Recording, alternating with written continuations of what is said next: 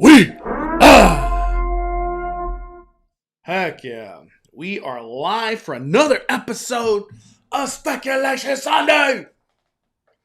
Today we got Just As Danny in the house. What are you going to say, Danny? What's up, everyone?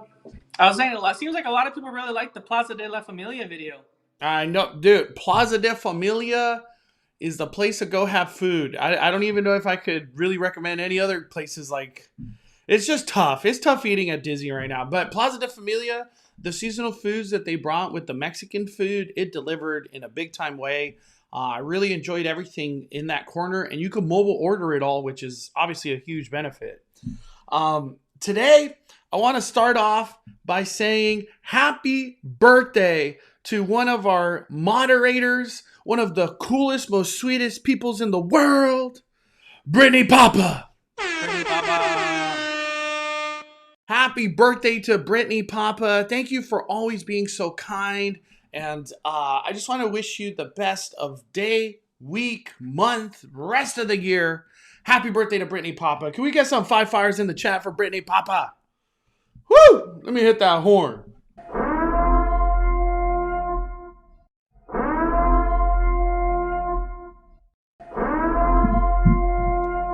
Man, we are purging tonight.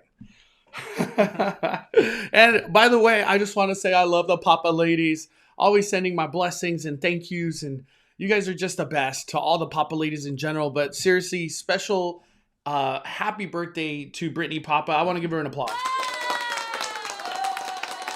She's 21. She's 21 today. She's finally 21, Danny. Also, I want to give a big shout out to Big Joe. Big Joe in the house. Dude, Big Joe went to Halloween Horror Nights for the first time. The first time yesterday.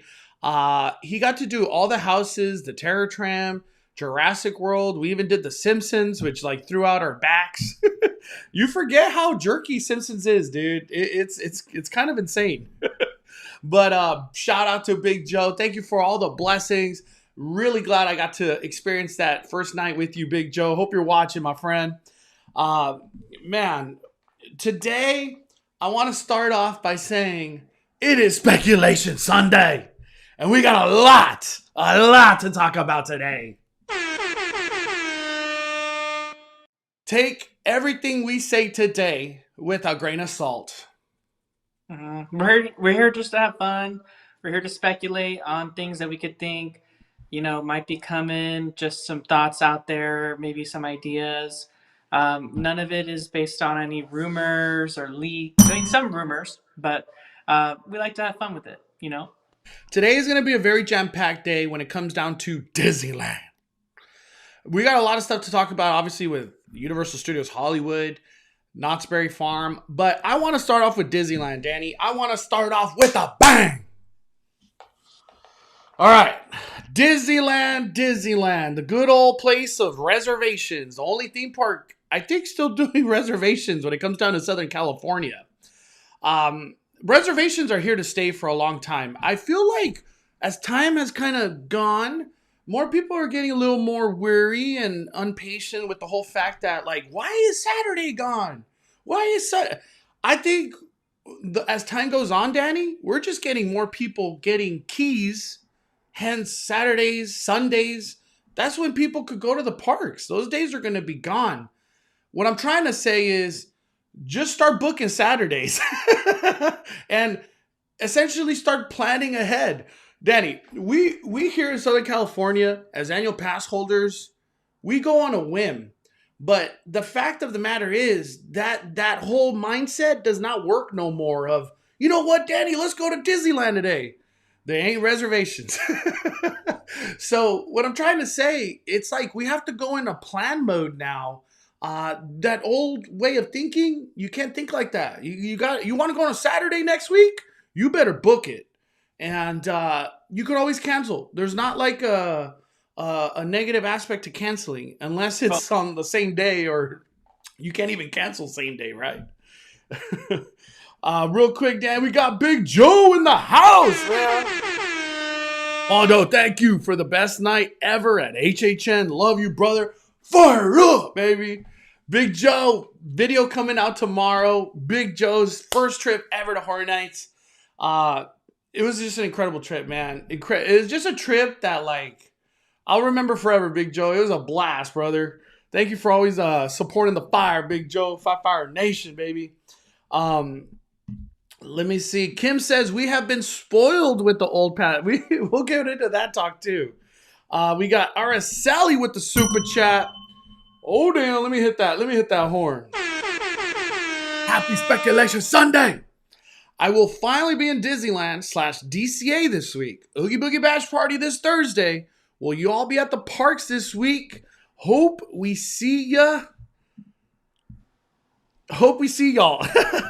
My like a update happened. I couldn't read. Araceli, thank you for the kindness in the super chat. I will not be in the parks at all. Like this weekend, I'll be in Florida. I'll be at the parks over there. And I hope I don't die of heat exhaustion. I don't know how hot it is in Florida, but it's always hot. It's hot. But thank you, Araceli. I appreciate your kindness. We got another super chat from Rudio. Happy birthday to the leader of the Mod Squad, Brittany Papa. Happy 50th Walt Disney World. Also, shout out to Sonic Bravery at HHN. What a week. I know, man. It's been a hell of a week. Hell of a week. We also got Verdiana dropping a super chat. Spontaneous trips do not exist for Disney right now. The sooner we accept it, the sooner we start planning our trip. Veriana said that's what I was trying to convey, Daddy. Sucks. Yeah. I think with Magic Keys, you have to just do what I do and what Mystery Bay does. You know, I work Monday through Friday, a regular job. So I can, for the most part, I can only go full days on the weekend. So when it's like 3 weeks out, like I'll book the weekends, like up to 3 weeks out. I'll book Saturday usually because we're doing speculation on Sunday, so we don't normally go on Sunday. I'll book Saturdays, and if I know I'm not going to go that particular Saturday because I want to be spontaneous doing something else, then I'll just cancel it the day before. But you have to remember, like, I think the key thing is like making sure when you make a reservation, like put a calendar reminder or like write it on your calendar if you use a physical calendar. Because you don't want to get to the point where you're on the day of and then you forget to cancel and then you get a no-show. So, but that's basically, you got to be like kind of what Viridiana was saying. You have to just book it in anticipation that it's a day off for you that week so you can use that day. So just book it. And then if you don't end up using it, then cancel it the day before. But at least if you want to be spontaneous that day and go, you have the availability to. But you can't leave, like right now, I think weekends are booked like 3 weeks out. So you gotta you gotta just know. Cause look at right here. We got weekends all the way through. Look, the whole month of October, you can't even go to Disneyland. Wow. Look at Saturday, Friday gone. Every Sunday in October gone. What we were just talking about. Oh my Lenta. We can't even book like the weekdays. Okay. And look at this. Saturdays are already starting to fill up in November as well. Yeah.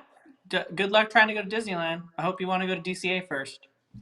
The main thing we want to say right now is if you are trying to go on any Saturday to Disneyland, you just got to start booking. I know it sucks because you want that like spontaneity of like, you know what? I want to go today. It doesn't work. It doesn't work with Magic Keys. Magic Keys is more like, hey, Daddy, I think I want to go next Saturday or 2 months Saturday from now. Look at this. You can't even go to Disneyland on a Saturday as your starting park until November 27th. Wow. Ain't that a thing, dude? And that's Thanksgiving weekend. So that's why it's not booked. Wow. Because most of the passes can't go except for Dream Keys. And a lot of people are traveling. And usually, in my opinion, Thanksgiving is not a busy time period at the parks. That is crazy, dude. To look back and see right now. Let me see. Can you go over to December, Mondo? Yeah, real quick. We got Christine with the super chat. Hey, Mondo, off topic. is really busy at Oogie Boogie at 3 o'clock when you check in. Should we go early before 3 or arrive later? Honestly, I recommend arriving in parking lot at 2. So then you going in at 3 is because, man, if you have a magic key, this makes everything easier because you could get, is it at the wine, the blue, what is it called? The cellar that you could get your Oogie Boogie early, Danny? The Blue Sky Cellar. Blue Sky Cellar. You could, if you have a magic key, you could already be in the park. Get your credentials for Oogie Boogie Bash probably at like 2:30. They do it early. They don't really start at 3.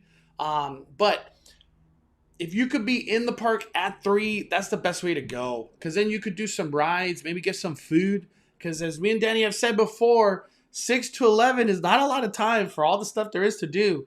Oogie Boogie Bash, they pack a punch with the parade, the meet and greets, the special like food offerings if you even try to do one, and then Villains Grove. It's just a lot to do in the time allotted.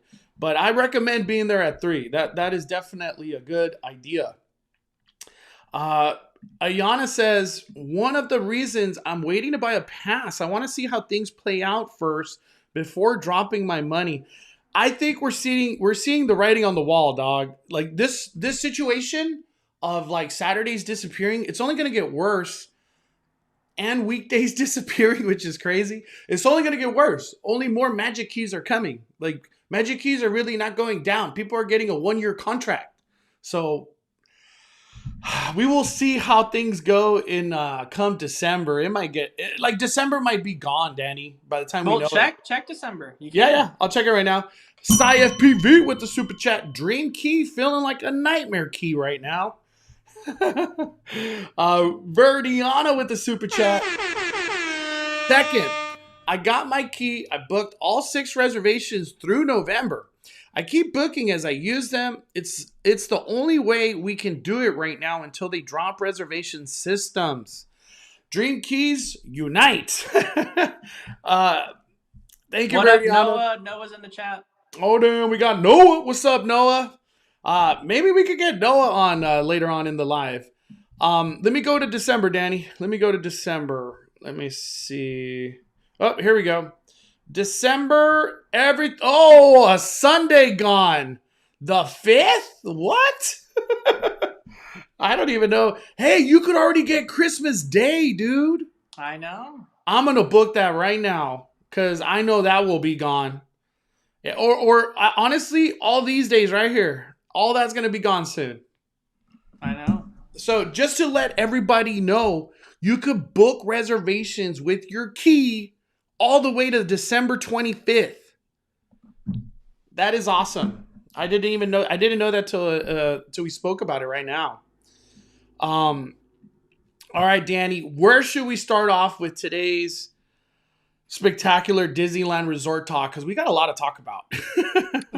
We do. We have some. I wanted to start with the Q&A real quick. Yeah, let's do it.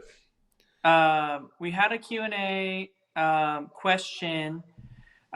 Someone asked about Universal, if they're requiring vaccinations. So we did see an announcement from the LA County Health Board where they mentioned that vaccines would be required to enter bars, nightclubs, and also large venue gatherings, whether it's indoors or outdoors.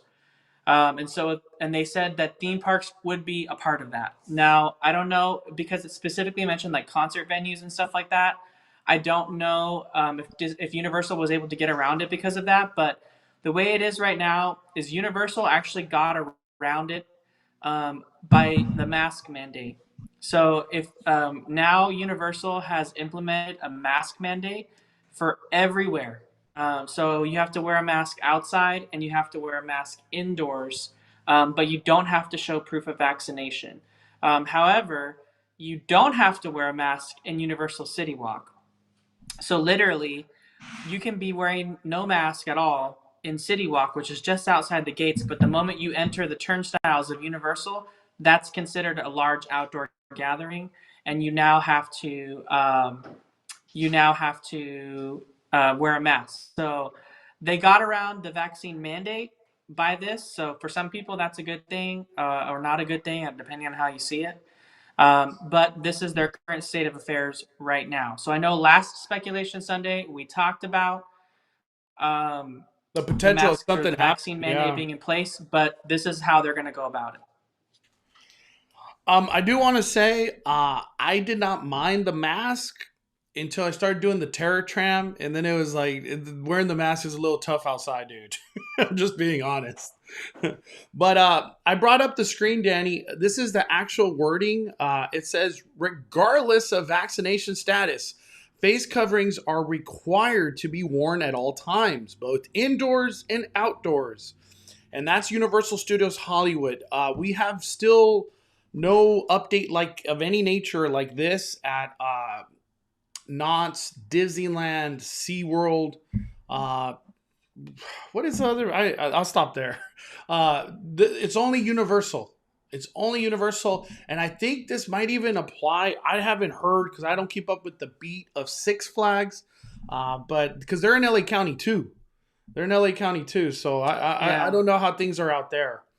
Um, Michael with the Michael Santa Cruz with the super chat asked, "Do Universal Hollywood, Disneyland, California Adventure ask for proof of vaccination at the gates?" The answer is no.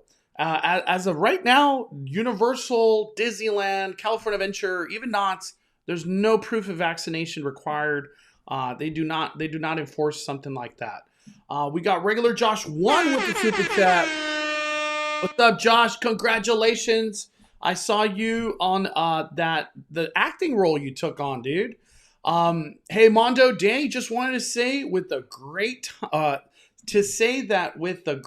time going to Disney with my 3-day pass, I owe it all to you guys. You always have great tips. Always. Also, thanks for the taco recommendation. You guys are the best, dude. Thank you, Josh. Uh, Josh, Danny, he had like the best 3 days you could ever ask for with the 3-day California resident, dude. Dude. If anybody put it to use, it was Josh, man. I just want to say, Josh, I'm glad you literally used that 3-day to its full potential at both parks, Disneyland and DCA. But thank you for the kindness, Josh. Arlene says, last weekend when I went to Universal, they were telling me it was pretty much a matter of time before they require people to be vaccinated. But yes, the mask mandatory until further notice.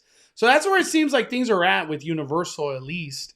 I don't know about other theme parks if a move will be made, but it's just a LA County thing, at least as far as now. Alexis with the super chat. Do you have to have a vaccine or negative COVID test to enter Disneyland? Is Disney checking for negative tests or vaccine cards? Alexis, the answer is no. They are not. The only thing they are asking from their side is to wear a mask when you're indoors, but no vaccine card, no negative test or nothing. At least as of today. I have no idea what happens tomorrow and beyond, but that's as of right now. Let me see. Just reading real quick. Let me see. Oh, what? Brittany Papa. Oh, my Lanta. Brittany Papa dropping the fire. Thank you, Mondo, Danny, and the Five Fires community for the birthday greetings. They truly made my day. I'm so thankful to be part of such a wonderful community. We are thankful, Brittany. We are thankful. Let's fire it up. Or let's fire up them likes, everyone. Road to 100,000. Man. Woo! Thank you, Brittany Papa. Happy birthday one more time. Happy birthday. Heck yeah. So Maya Alyssa asks, so to make this crystal clear, which parade is the best to watch at Oogie Boogie Bash? Also, it's my first time seeing Avengers Campus, so should I try Web Slingers for the standby or try it next time virtual queue? Maya Alyssa, I made a video on this on my channel. Mondo made a video of this on his channel. Mondo did the first parade viewing for the second time that he went. But that's only because it kind of worked out to where him and Mystery Bay were eating and then the parade kind of just happened. I recommend that you do the second parade showing. You can see in my video that almost where I'm standing right in front of Carthay, you can see along the parade route. It's really easy for you to just walk up and watch. Like you don't have to have a spot in advance or anything like that. a lot of kids, can't stay up till 10 o'clock. So the second showing is at 10:05. At least it was when we went. So it's kind of hard for kids to stay up that late sometimes. So it's better to wait that long if you can. You can try to do Villains Grove in the meantime or some of the other immersive tree trails. As far as Avengers Campus, I wouldn't bother. When I was there, it was about 45 minutes for web slingers. And if it takes longer, potentially, that's an hour of, like Mondo was saying, of your 4-hour event. No, that's not worth, do you really want to spend, you're spending $180, potentially $160.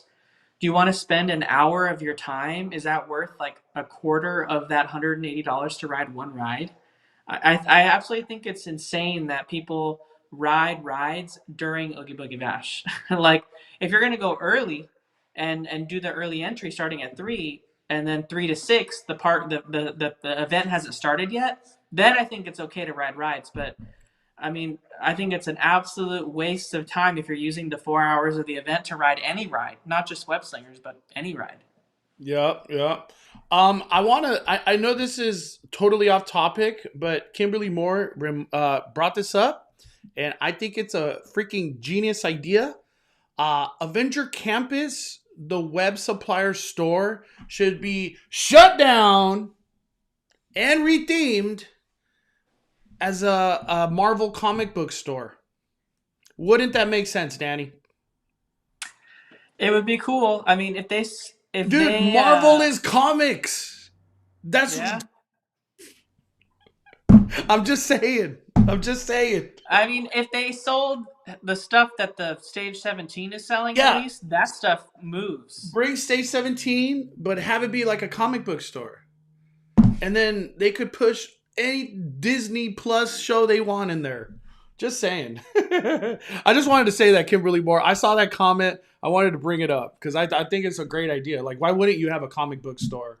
And for goodness sake, we even had Galaxy's Edge comic books back then. I don't even know if they sell that anymore. I have no idea. Mondo, we got Amy Bailon in the chat who says, "Do not forget your neck fan when you go to Florida." Oh no, I will not. And thank you to Hula Mama. That will be that will be in my bag no matter what. I'm not ready for what is it called? I'm not ready for Florida. Like, there's never, like, I'm gonna be honest with everybody.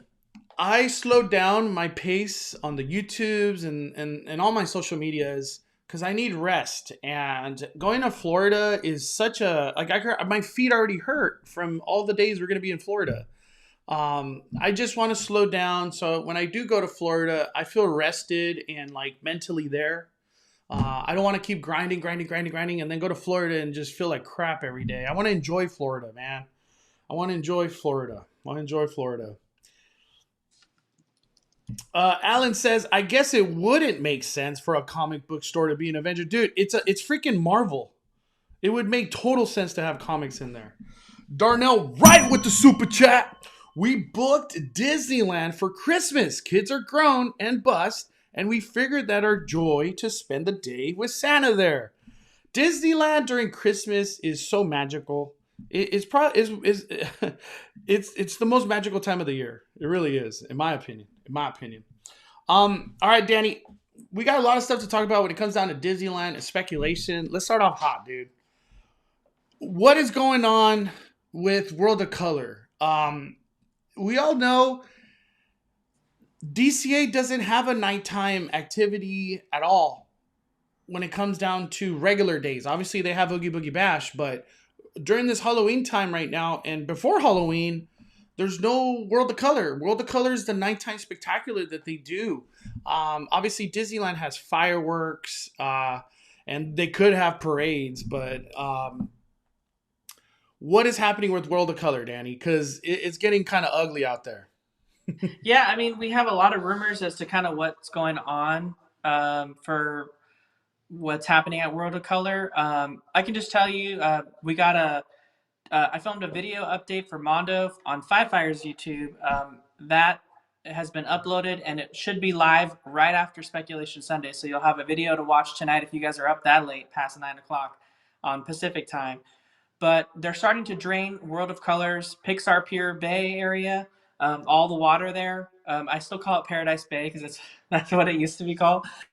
But they don't just drain that for nothing, okay? Because that water is very, very expensive for them to drain, because when Disney drains that water, they recycle it. I think last time they drained it, they stored it off site after treating it, only to then refill it back into the bay so that they didn't waste the water, because it is a big waste to just drain this out into the ocean or something and then reuse fresh water. And with a drought right now and stuff like that, they don't want that kind of bad negative press, so they usually just recycle it. So it's a slow drain, and it's been draining over the last week. And let me tell you, it looks terrible. It looks absolutely terrible. Um, you can see a picture of it right here. We're looking at the slope going down from Lamplight Lounge into the water that's left. It's all sludge, mud. It smells absolutely disgusting. The sides of Pixar Pier right there next to Lamplight Lounge are all like kind of worn off. The paint's all gone. It's certainly not a great view or a smell for those dining on the first floor of the Lamplight Lounge. So I really do hope they clean up the sludge, because it's really gross. I can tell you, if I was at Lamplight Lounge and that was my experience, I wouldn't want that. But this is really important because this was totally unannounced, totally unexpected. None of us expected World of Colors Bay to be drained. Usually there's an indicator that that's happening when the World of Color show goes down, but we've never had World of Color since the parks reopened, so there was no kind of indicator for people. So if people have trips planned right now and you're dining at Lamplight Lounge, just know that like your view is going to be dirt and sludge for a while. I'm hoping that maybe they like put walls up or something, because I think walls are a little better than maybe seeing what this is going on here. But it's gross. It's pretty bad. Mondo and I were saying that like ever since we came back to the parks, that Pixar Piers Bay has looked terrible. Like it looks really just in bad shape. The water smelled bad. It was starting to turn gross colors. I don't know if that water is filtered. Mondo got word that it's not filtered. I don't I don't really know how it works there as far as like the bay itself. But it's It definitely don't look like the water being used for Grizzly River Rapids. I'll tell you that much.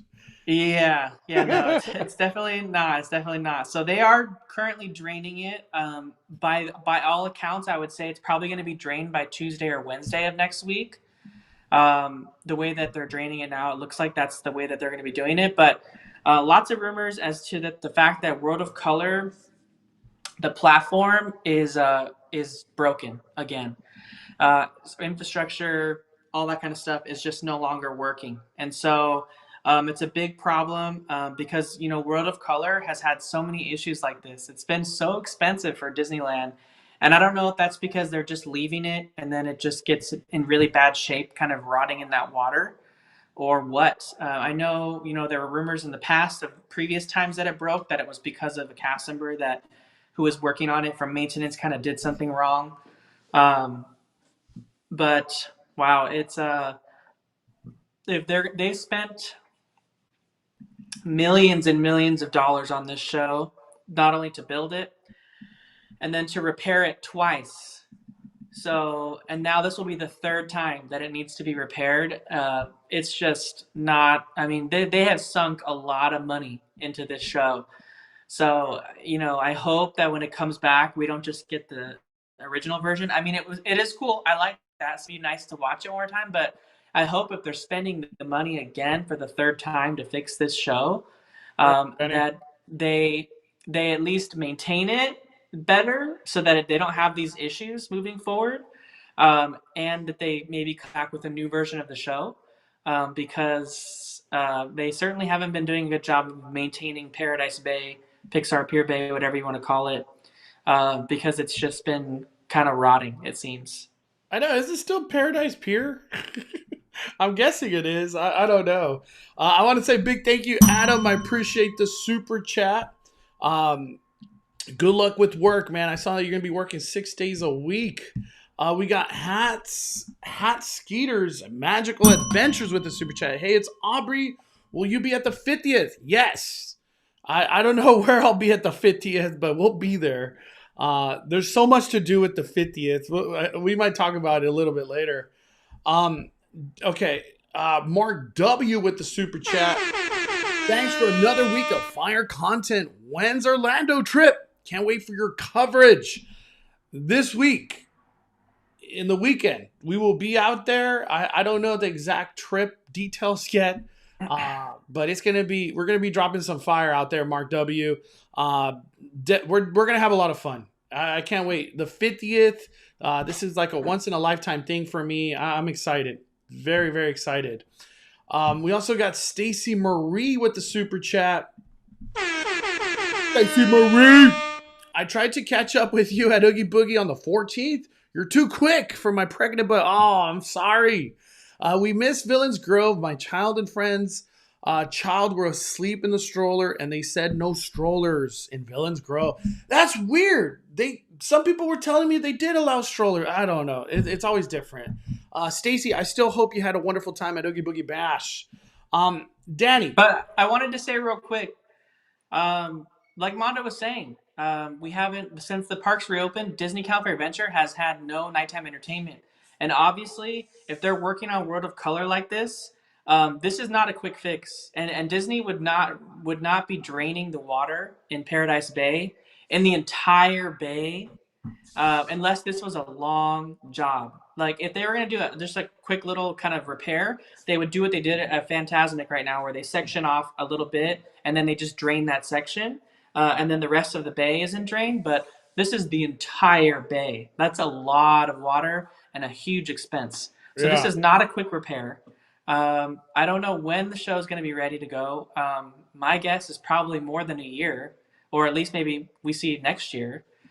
But yeah, it's a, and we have had no nighttime entertainment, and Disney really can't do that for this. I mean, having Disneyland as the only park with nighttime entertainment, they're struggling with keeping people at Disney California Adventure throughout the night, and this just can't work. So what Mondo and I were saying is a speculation. So obviously, we know that Magic Happens has to come back. The parade only had 3 weeks of showing before the park shut down. And what's big enough of a draw to keep people in Disney California Adventure? It's either the Electrical Parade or Magic Happens. But I would say it's probably Magic Happens. And if you can imagine, if they put Magic Happens inside Disney California Adventure Park, that would cause a lot of people to make reservations at Disney California Adventure, because a lot of people never had an opportunity to see it. Damn, we're already going into the fire, huh? We're going into it. I didn't think we were going that far or this quick into it. Okay, so, Magic Happens coming to DCA. Let's talk about that, Danny. Why can Magic Happen come to DCA? Like, what are the main benefits of it? Maybe some of the negatives, if we could bring that up. But what would happen if Magic Happens ends up going to DCA and not Disneyland? Well, I would say a big benefit is it's easier to watch the parade. The parade route in Disney California Adventure is like actually one of the longest of all Disney parks. But one big change that would have to happen is the cabling for the trolley car. Now, if you guys ever been in Disney California Adventure Park and walked on Buena Vista Street, you've seen the cables up ahead for the trolley car. Now, those aren't needed for the trolley car to operate at all. They're simply for aesthetics. John Lasseter at the time, he was in charge of Imagineering, and he was trying to make these trolley cars look like the ones in the original 1920s Hollywood, LA. And so they did run off of those cabling. But the ones in California Adventure are battery operated, they're electric, and they just work off of batteries, and they don't need to have the cables up ahead for electricity at all. So it's simply aesthetics thing. But the problem is that makes the height so low. And so when Paint the Night came over to Disney California Adventure, they actually had to modify a lot of the floats just to fit inside the parade route there because it's so low. Yeah. So I really hope that they don't do that for Magic Happens, because the floats are awesome and they're large. but they definitely cannot fit underneath the wiring in Disney California Adventure. So if it did come over, they would have to remove that wiring. And at this point, I mean, let's be honest, Disney California Adventure isn't really about California anymore. There's no California theme really left. They've taken a lot of it away with Avengers Campus and with the stuff that's going on in Hollywoodland. So removing the wiring along the trolley route isn't going to really do that much of a big hurt in theming, I don't think. Mm-hmm. I'll tell you right now, if you want attendance to go up at California Adventure, magic happens straight up. Like, to me, if Magic Happens went to California Adventure, I wouldn't be sad about it. It's fine with me. It's fine with me. Let's talk about the other parade that could also come to Disneyland and maybe coincide with Magic Happens if it did happen to DCA. Danny, bring that up. The electrical parade? Electrical parade for the 100th and 25th year. Could it be possibility that we get Magic Happens go to California Adventure and then electrical parade comes to Disneyland? So both parks are just firing on all cylinders at this point in time. And obviously capacity will be going up. It come December time, January, February, at the Disneyland Resort. What do you think about that? Yeah, I mean, I know a lot of people love the electrical parade, and if it did come back, it would be better to see it in Disneyland, in my opinion, than California Adventure. I know that Magic Happens is cool at Disneyland too, so it's kind of a hard choice, I think. What do you think? You know what? Bring the electrical parade. It almost seems like Disneyland's all about nostalgia. Nothing brings more nostalgia than electrical parade. Didn't they bring electrical parade during Christmas, like 2018 or something? I could have sworn. It was there during Christmas time. Or so I don't even remember January if it was there in January. I just can't remember. I felt like it was Christmas and electrical parade one of these past years. At least I don't know. I all my years are mixed up these days. But if Magic Happens went to California Adventure, I think it would bring a lot of that late night love, especially if they did a parade like what is the late parade usually, Danny? Is it 6? For Magic Happens, yeah, it was like between 6 and 7, or maybe just after 7. Yeah. But it did become nighttime, and the floats do shine at night. They have a different look at night than they do during the day. So They look um, amazing at night. And one thing yeah. that looks amazing at night already is the Halloween parade during Oogie Boogie Bash. It looks amazing. Hmm. I think Magic Happens fits in DCA a little bit better than Disneyland because there's, like you said, there's more space, longer route, and it's kind of more of more. It just adds more to the crowds. Like the crowds could be spread out through the park more. Um, Yeah, it like I said, they would have to remove the cabling on the streets in Hollywoodland and Buena Vista Street in order to accommodate the parade. They wouldn't have to do that for the electrical parade. So the electrical parade would be like a direct fit into DCA. So that's maybe something in its benefit, because it would cost obviously money to take away all the wiring um, on the different streets for the trolley. Like I mentioned, the trolley does not need that to operate, so it's just for aesthetics. But it just shows you the difference in management. Back then they were willing to do something so simple as putting a wire, but it wasn't even necessary for the ride to work. They just wanted it there because of the aesthetics and the way that it looked more authentic to what it was trying to replicate, and yeah. it was that important to include it. And now they probably wouldn't even care about that. So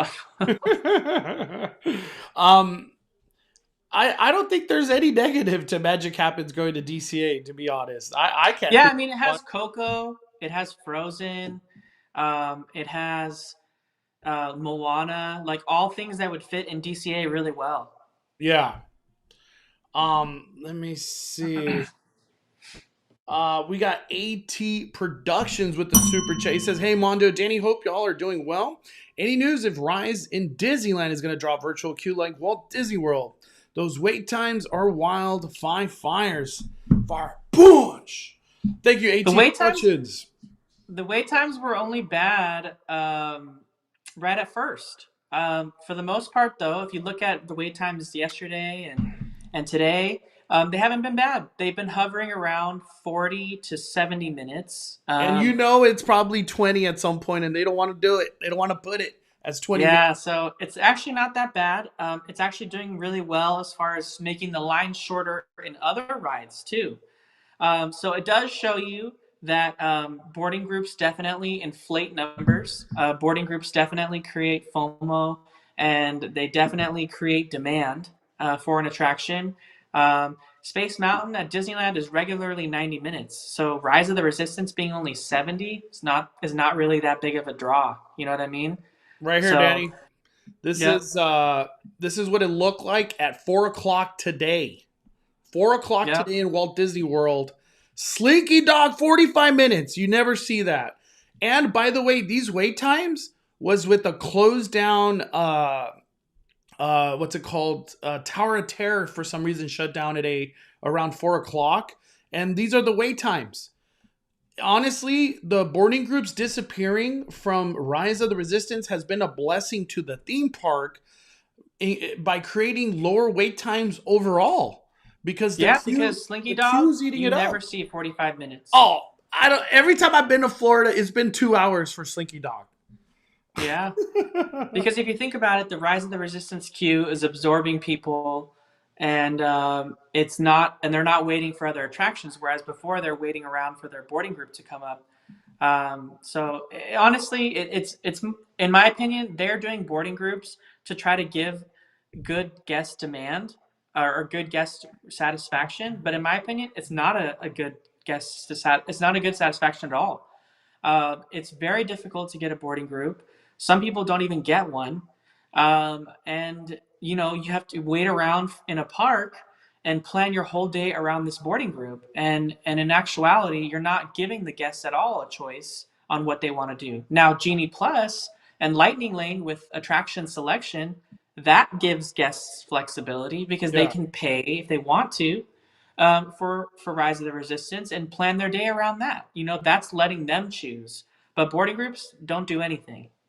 Um, They create demand and make it look like this ride is like insane and but everyone wants to do it. but But in boarding groups actuality, make it. I don't have to wait in line, Danny. you still gotta wait in line. That's the big argument. I think Alan. He posted.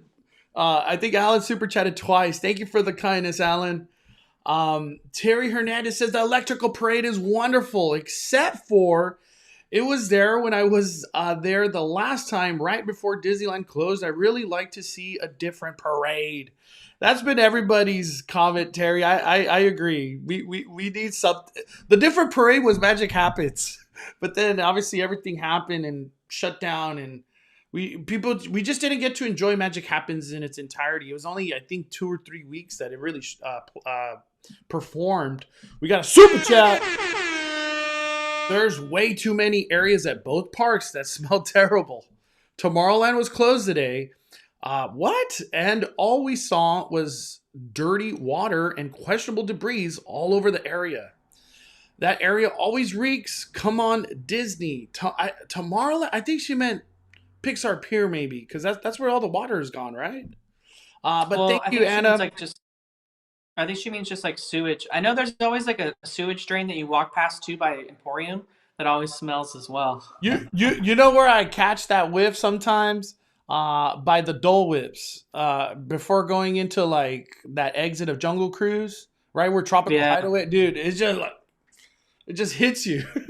I know what you mean, Anna. I know what you mean. Let me try to But catch yeah, up to the chat. but with boarding groups, yeah, you're removing the choice away from guests to to choose. If a guest wants to wait 70 minutes in line for a ride, let them wait 70 minutes in line for a ride. Like, don't put it behind this wall that people have to get at 7 in the morning, and maybe half the people don't even know that that's in existence. So, Hmm? in my opinion, it wasn't a good situation at all. It's only good for people that knew the system, and Oh, and then they liked it. Ayana Chanel says Gothic Rosie said there was a water leak in Tomorrowland today.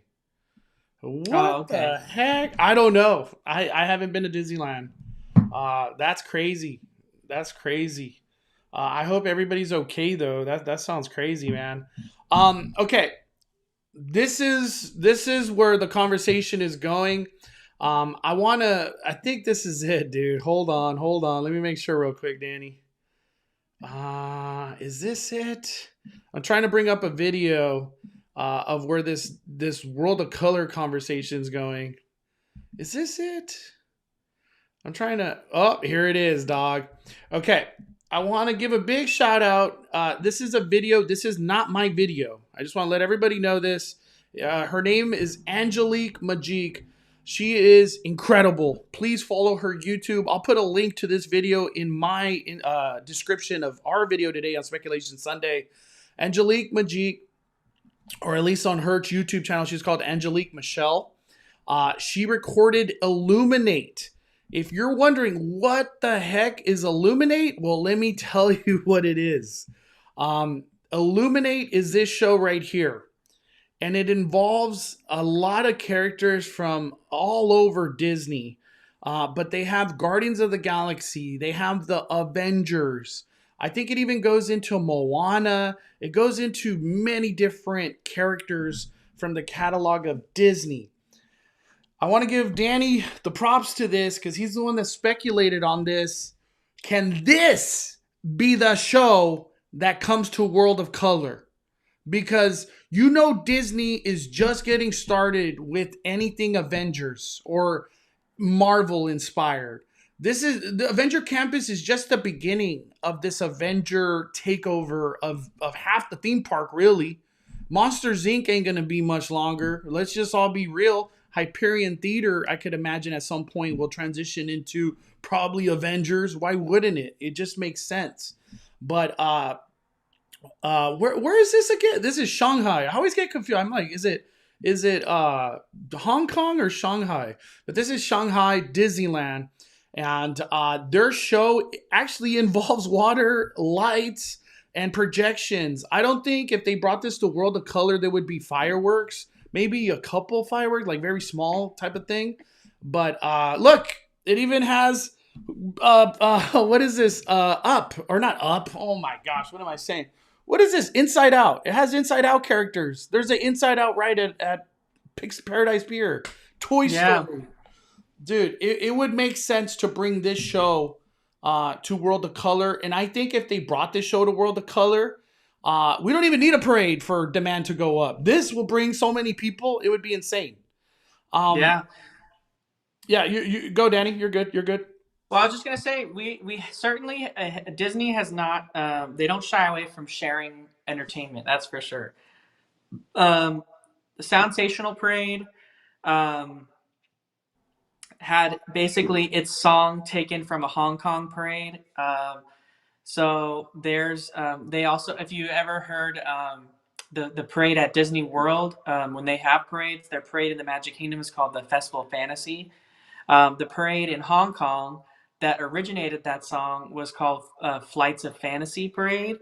And it's like almost the same thing. Like their parade's like Flights of Fantasy. And then like at Disney World, it's like Festival Fantasy. I don't even know. But it's like they're the same tune, same melody, everything. They just change the words.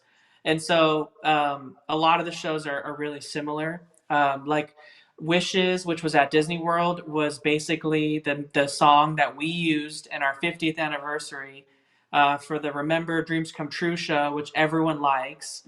And that song was in Wishes for like over 20 years. And so, you know, Disney shares entertainment all the time. So if they're trying to come up with a new version of World of Color, I could easily see them using that Shanghai show, which is mostly projections, and they could just call it like World of Color Illuminate, and bam, you know, it's just like a very similar show. But like Mondo was saying, it hits everything.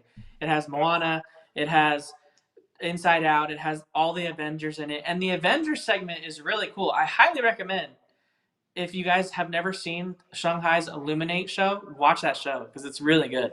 Yeah, yeah. Do you think it is possible, Danny, in any type of way to bring that show uh, to bring that show from Shanghai Disneyland and incorporate that at World of Color. You think it's a possibility? Yeah, I could see them easily using that as the new version. It's an easy way for them to make a new version of the show here, and not use the old World of Color. They could even use, if they want to keep the same song and use the World of Color song that they created for Disney California Adventure. They could still use that song and then use the footage from the Eliminate show. Yeah. So they just gotta tune it so that the beats hit with the movement, the what's playing on the screens. But we've got some high definition screens supposedly coming to World of Color after its renovation, and Man. those are the ones that Shanghai implements on their show. So it does line up, and it would make Ooh. sense. But I would assume that if they're getting this much money and spending all this money to redo the show, they're Something not going to big's come back coming. with the same. Something's big's coming, Danny. There's no way. There's no way. Jessica Fernandez says, "How about them Raiders?" So what happened with the Raiders today? I got to hit that purse sound. How about them Raiders? 31-28, and they won by a field goal in overtime. Shout out to the Raiders. The Raiders. Oh, man. Thank you, Jessica. I appreciate the super chat. And shout out to all the Raider fans, man. Okay, we got that out of the way. All this World of Color talk. Too much World of Color talk. Let's talk more Speculation Sunday, Danny. Does Disney California Adventure actually keep its name? I feel like the answer is no. I don't know what it's going to be called, but since Disney keeps going with the plus, maybe it's called Disney Plus. They just call California Adventure Disney Plus. Disney Plus Adventure. No, just Disney Plus. Well, I guess Disney Plus Adventures. Welcome to Disney Plus Adventures.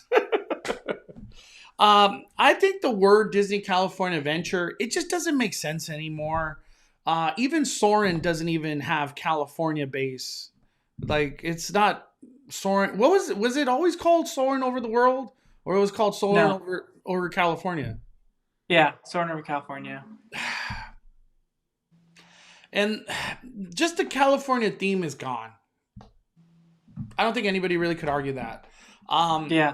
Avengers is going to take over Hollywood Studios, Hollywood Studios, which is over there where PhilharMagic is, Monsters Inc., Stage 17 already plastered that huge store. I don't think Stage 17 is going anywhere.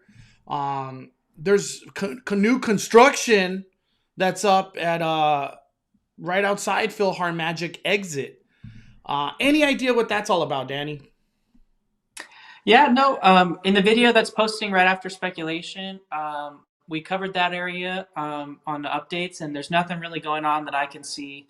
It's still kind of the same thing. I'm not really sure. Maybe it's just something as simple as like a plumbing update, and they just needed to do some plumbing work right there, some electrical work. Who knows? But it required them to dig the ground up and then put it back.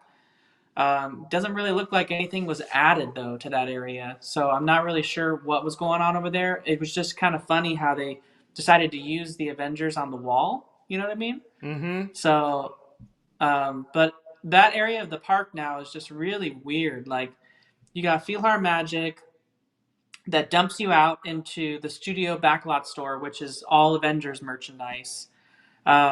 And then you've got Stage 17, which is also all Avengers merchandise. And then you got Monsters Inc.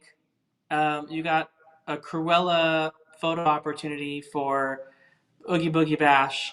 You have a Black Panther photo opportunity. You have the leftovers of a Captain Marvel photo opportunity at the back of the land that's just sitting there. You have an Ursula-themed Halloween bar. And then right next to that, you have a Hollywood lounge that has no theme. So I don't even know what's going on in Hollywood Pictures and Hollywood Backlot anymore, or Hollywood Land. Like, it doesn't even make sense at all in that corner. It's like the Disney Plus corner. Yeah, it really is the Disney Plus corner. Avenger Campus is becoming Disney Plus. Not Avenger Campus. I feel like DCA will soon be Disney Plus, because there's so much coming to Disney Plus, from like a TV aspect, or Mm-hmm. not TV, like show aspect, not movies. It Yeah. almost seems like the future of Disney is shows, and I feel like The Mandalorian is the one that changed that. Yeah. I feel like in general the future of I feel like we're going to see a big change in cinema. Like, that's a totally different topic for another show, but we even have Paramount saying that they're going to move away from motion pictures and go more towards content for their streaming service. So that's a big shift. As a whole, do we see the end of movies as we know it, like for major movies, except for like big things? But yeah, this could lead to a name change for California Adventure. Who knows? Maybe it's just called Disney Adventure. Maybe GDB they just call it, says Disney Adventure Campus. yeah. They could call it Disney. They could call it Disney Adventure Park. They could call it, um, Disney's Hollywood Studios. They could call it here the same thing. You know what I mean? They could call it Disney Studios Park. Yeah. They could call it what like Disney Studios Park lets them do whatever the heck they want. Oh, So if they call it Disney Studios, then everything makes sense. yeah, then it doesn't It's really like a matter what it backlot. is. It's like the backlot. You do whatever Yeah, you but want. there's just King not. Kong, earthquake, whatever. Yeah, there's just no. There's like very little theming now left from California. Like obviously you have the Grizzly Peak area, which is kind of like redwoods. It's still beautiful Um, though. Grizzly Peak is beautiful. yeah, you got the San Francisco Street still there. You have the Palace of the Fine Arts, which is the Little Mermaid ride. So there's some California subtle theming left, but like when you've got like Buena Vista Street and then directly behind it, it's like Guardians of the Galaxy Mission Breakout. Like, it doesn't look like Hollywood anymore. It doesn't look like 1920s Hollywood. You know what I mean? By the way, Danny, he mentioned the update to me recently. The Buena Vista characters came back. Yeah, we had the citizens of Buena Vista Street out again. Not just two of them, but all four of them. When I went to the parks, and in the video that posts after this, you'll see that there as well.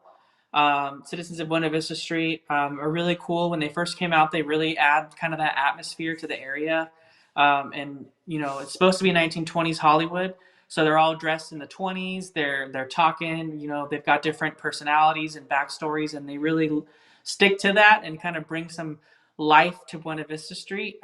It makes a little more sense when you got like Five and Dime going, and you got like the news show on the trolley. We don't have those right now. I think we have Five and Dime, Yeah. not on the car, but on the stage. So we got some of that life back in Buena Vista Street that does bring that authentic detail and story that they added for Buena Vista Street. So it's good to see that they are back, but hopefully it's not for just a little bit. I really believe if they just called DCA Disney Plus, it would make sense. Because then it's like anything in the catalog that's in Disney Plus could come to life in this land. It's just anything. It could be anything. We got Jackie with the super chat. Jackie. Happy Sunday, Jackie.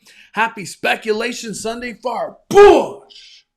Send my super chat to Sonic for handling HHN like a boss.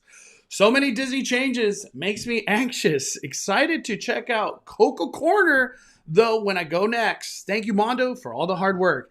Jackie, get the tacos and the Jamaica slush and the fruta. You will not be disappointed. And watch the Coco show. That show still hits me right in the heart every time I watch that thing. Dude, Coco Corner's being slept on. I feel like me doing that video brought a lot of light to it, and it's so much fun over there. Especially with the Mariachi Divas, and I think they call themselves Mariachi Spectacular. They're great there too. Living with Yeah, the we Dream got. says, oh, real quick, Danny. Hi guys, I just got back from my trip, and it was fine fires, and everything worked out. Reservations, virtual queues, food, oogie boogie bash. I guess the stars aligned and was able to have a great trip. Heck yeah, living with the dream. What were you gonna say, Danny? People were asking different characters were there, like the officer. Yeah, we got the officer. We have the photographer lady. We have the lady with the dog, and then we have the other lady that kind of rides the bike. She's like the news lady. They're all there. They were on the same stages around the fountain, meeting guests from the stage. So they're not walking around the street, but they are standing on the stage, kind of greeting people, and talking to kids as they walk up and stuff like that. But they are not roaming around. So that I will say that that's a difference. They are following the same format as all the other characters. Yeah. So they are on those little stages. Um, Lydia with the super chat. What? She says not Disney related, but there's a Halloween pug meetup in Orange County. It's called Pugaween. Dang. I gotta You gotta go. tell you gotta tell Mystery Mama about that one. I'm taking a picture real quick. Hold on, hold on. And my 4 pugs love those meetups. I don't know if Doug the pug would be a good addition to that meetup. He's just a cranky old pug now, but I would love to just go see pugs. Danny sends me pug videos on the regular on the TikTok. TikTok got the best pug videos. But thank you, Lydia. I had no idea about that. By the way, if you haven't already hit that like button, fire up them likes. We are at 300. We're trying to get a 5. Trying to get a 500. Okay. I think that as much as I want to talk about web slingers or Avengers Campus, I'm just gonna move on. That's where I'm at with that place right now. I'm just gonna move on. Let's go to Disneyland side, Danny, because there's a lot of stuff to talk about. You actually had a chance to go to Disneyland. What are some of the major updates that have gone down? Because we saw Harbor Galley was getting some work. Toontown, especially Toontown, outside of Fantasyland Theater, was getting all that work done on the ground. And most importantly, we're going to talk about one construction job that has been forgotten, but we'll bring light to it today. Yeah. There's a lot of updates going on at Disneyland. A lot of construction projects. It seems like a weird time to start them, but man, Disney all of a sudden is just starting it now. I know Disney has their fiscal year that ends in September, and the new fiscal year starts. So that could be, all these departments got their budgets for fiscal year 2022 and they're just going at it. They're going at it hardcore. They're back in town. They're back working again. And they got their budgets and they're just going on all the projects that they want to do. So we might see a lot of ramping up because of that. But yeah, there was, starting off over New Orleans Square, you got the Pelicans landing construction. That to me looks like it's stopped a little bit. They poured what looks like footers for most of the like maybe the flattened out area they're going to put for the tables and stuff. But that's about it. I mean, they moved so fast those first 2 days. They dug up all the ground, but it kind of just looks the same. It's still dirt. They flattened the dirt out, and it looks like they're pouring some of the footers that go down inside. It looks basically the same as that. No different, really. The dirt's maybe a little smoother. That's about it. So, that's kind of crazy. Disney was like, get that floor out of here, and we'll worry about it in like a month. Yeah, I will say I talked to a cast member because I honestly didn't know. I asked the cast member if the Columbia was sailing because I was wanting to go on the Columbia because I hadn't been out in a while. And the cast member told me that the Columbia would stay docked where it's at on the dry dock until mid-November. Wow, so it's not moving. Wow, Yeah. I didn't know that. I didn't know that. So we got that. You guys got that last ride in just before on the Columbia. That was it. Because now it's now Mondo. When I was there, if you go back to that photo again, there's a dam right behind it now, and there's no water underneath the Columbia. Wow, that's a odd sight, dude. Yeah. So they are currently dry docking the Columbia and working on it. Honestly, the Mark Twain is going to need that soon too, to be honest. So I'm sure that when the Columbia goes down, finishes its refurbishment, they'll probably put the Mark Twain under refurbishment too, so they can fix some of that stuff. Because if they're going to be using the Mark Twain and the Columbia and Fantasmic again, they're going to have to refurb them. So yeah, there's nothing a lot going on there. Uh, Not really a lot going on over by the new potential like food location in New Orleans Square, kind of by the Blue Bayou. Kind of looks the same as it did before, really. yeah. Probably more work going on the inside. There was major work going on Tarzan's Treehouse. Mm. Tarzan's Treehouse was completely covered. I know last time they started covering it. Now it's a total cover. Like you can't even see the tree at all. You don't even know it's there. Damn, dude, that's a lot of walls and scrim and to do that. That's Hmm. huge. Yeah, so Tarzan's Treehouse is completely covered. It's been due for renovation, so it's cool to see them doing that. Um, One of the biggest changes that I want to talk about, though, I know it's been happening slowly over the last few months, and we kind of have caught it, kind of haven't caught it, is the fast pass machines. They've all been taken out slowly over the last couple months. I only noticed some of them more recently. I know for a fact when Mondo and I were there together not that long ago, the Tomorrowland Fast Pass machines were still there. The ones that are at the base of Space Mountain that serviced 3 rides in one. They were there. They just had covers on them. Well, as of yesterday when I was there, they were all gone. So I walked to all the Fast Pass machines that I could remember. Every single one of them was gone. The Big Thunder ones were gone. The Space Mountain Tomorrowland ones were gone. The Matterhorn Small World ones were gone. The Indiana Jones Jungle Cruise ones were gone. So there was no Fast Pass machines left. None of the signage for Fast Pass queues or Fast Pass distribution have even been removed. A lot of the places where the Fast Pass machines are still have signage saying Fast Pass distribution here. They haven't taken those down, so we're still waiting to see the signs pop up with Lightning Lane, like we're seeing over at Walt Disney World. Mm-hmm. Because as soon as we see Lightning Lane signs popping up, we know Genie Plus is gonna roll out soon. So, but I would say right now it'd be weird if they rolled it out soon and they haven't changed all the signage. Because what are they gonna tell you? Like, you can redeem your Lightning Lane by going to the Fast Pass queue. That'd be kind of janky. So, It just feels weird to keep seeing the word fast pass when it just doesn't exist. Like seeing the word annual pass these days, it's like, what is that? That don't exist. Another thing too, I know somebody mentioned in the comments a little bit ago. What's up with Thunder Mountain, Big Thunder Mountain with its refurbishment? As far as I've heard, Danny, on the schedule, like if you check hours on the Disneyland app, on November 4th, it still says closed as refurbishment. Come November 5th, it's gone off the refurbishment list. So the rumor is November 5th. That's what I've heard. yeah, that makes sense because when they closed it, they did say it would be closed during fall. So fall to me would be like October. And in the video that's coming out after this one, I talked about that. I said they said fall, so to me that's like all of October. Yeah. Um. What But yeah, about we don't know November? what's going on at Big Thunder. When I was there, and in the video you'll see there's a tent structure over one side of the station, um, and you can't see what's going on, but only on one side of it. And then there's work at the exits of all the rides.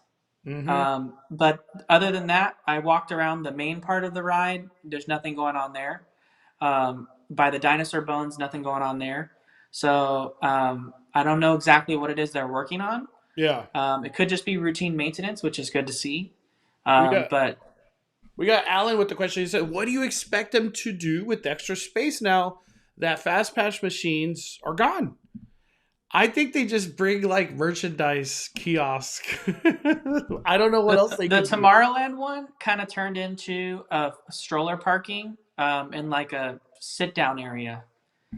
The Fantasyland one turned into like a sit down area, even though the signs were still all over it saying Fast Pass, which was kind of weird. Yeah. Um, the Adventureland one is definitely being used as a stroller parking for sure. They've already got the strollers parked over. And they actually used the Adventureland one for extended Jungle Cruise queue. So I can just imagine that just being absorbed into the queue because they need the space. Yeah. So the Adventureland one, we'll just see that get taken up either by Indy's queue or Jungle Cruise queue. Um, the Fantasyland one, it's kind of in a weird off place, so it's probably just gonna, you know, make its way back into just being a normal space. But the Tomorrowland one's kind of different because it's like its own little space in the front of Space Mountain. So Mm-hmm. it's probably just going to stay like a stroller parking, to be honest. The other construction, Toontown. Danny, let's get into Toontown. What's happening over there? Yeah, so they're making this really nice brick entryway into Toontown. I'm not really sure why, but there's essentially now a brick pathway that leads all the way from where the Small World gift shop is at, all the way into the basically the first part underneath the bridge. So it's creating this entrance into Toontown. Um, and I don't know if you want to pull up the unlisted video, Mondo. Maybe like fast Yeah, forward to that spot. I got it. I'll pull it up right now. You just keep talking. I'll pull it up. Um, but yeah, they're so basically beforehand on some of Monda's older videos and one of my older videos, they had the section open closest to Small World that you could walk into Toontown. Well, now that section's closed, and the other side is open, and the brick pathway is done.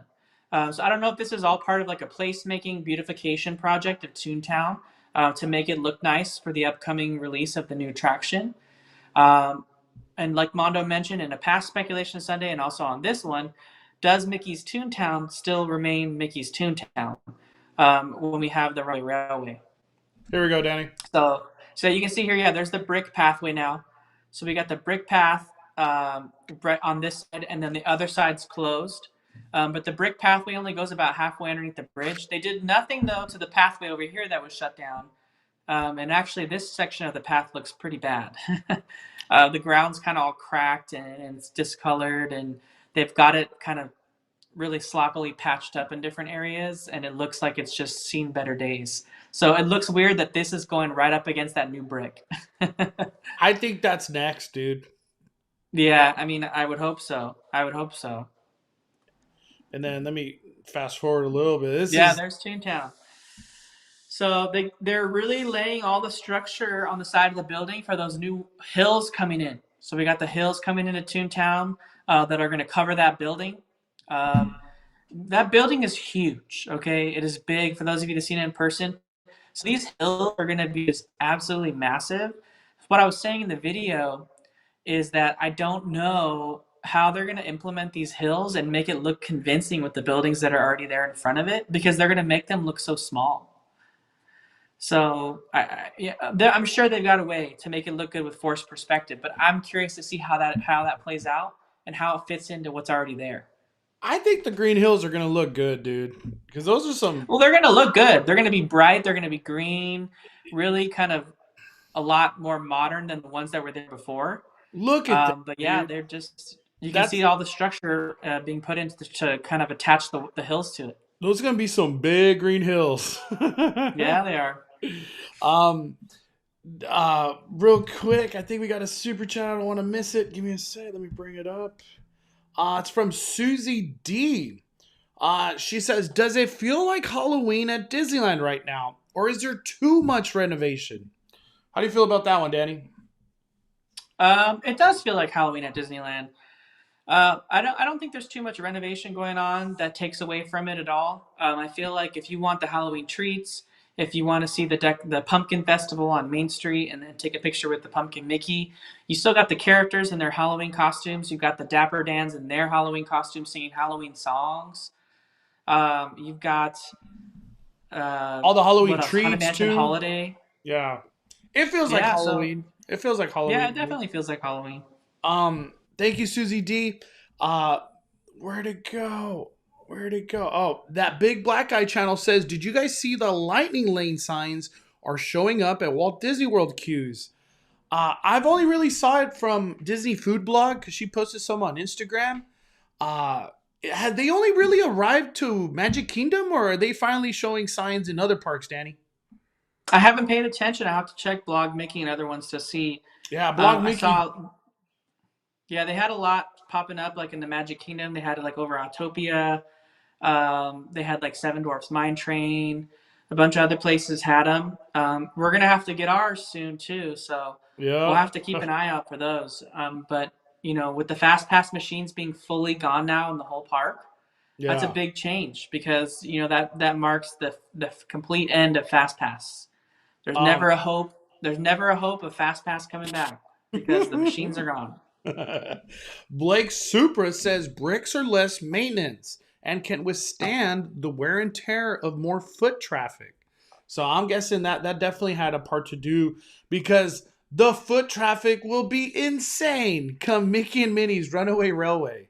It's going to Yep. be Toontown has is going to go in a new era. It's just going to be a different Toontown these days. Or once that new ride comes. Um, okay, we got Toontown. We got Toontown covered. There was something I wanted to bring up. I'm trying. It might take me a while because I got to go kind of far back to bring up a picture.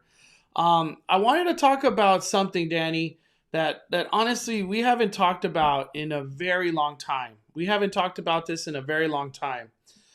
What the heck happened to the Tomorrowland construction, bro? Tell me what the heck Yes. happened, Yes. dude. I want to bring that up. I don't know if anybody's talking about it, but I want to talk about it. Yeah, and it's in the video too. But essentially, if you guys remember, they actually teased a photo a while ago, concept art, and Mondo can, I'm sure, can pull that up. Yeah, I'll bring it up right Um, now. they showed us a new entrance coming into Tomorrowland. There was actually, if for those of you that were keen, with looking out on different things, there was actually a full placemaking going on inside Tomorrowland. Kind of, in my opinion, carry it through until they could announce a renovation for Tomorrowland. But we had the addition of that new staircase over at Space Mountain to help with accessibility during an emergency situation. And made that whole area different with the fast pass machines right there. So they kind of added a new planter, put the staircase in. They had the new fast pass machines over there. They painted the outside of Innovations. They repainted the Autopia. The Autopia got a new sponsor and was sponsored by Honda now and had Osimo in the attraction rather than the Chevron sponsorship. Hmm. They made this new exit way for the Autopia with this circular planter, kind of fitting that new modern theme. They redid the Tomorrowland Terrace with a new kind of different color scheme as well. Uh, and then they also did the entrance ways into Tomorrowland. They paint them in iridescent paint, so when the sun shines on them, they're kind of like rainbow colored. And they put those new kind of like retro planters in. So there was all this weird placemaking going on in Tomorrowland that really aligned with the new entrance they were planning to build. And they ripped out the rocks that surround the entrance of Tomorrowland to prepare for this new entrance, and they put grass in just temporarily until they were going to put these things in place. But then all of a sudden they just stopped doing it. It's like we're done. During the shutdown, they finished tearing out all the rocks, and that continued actually during the shutdown.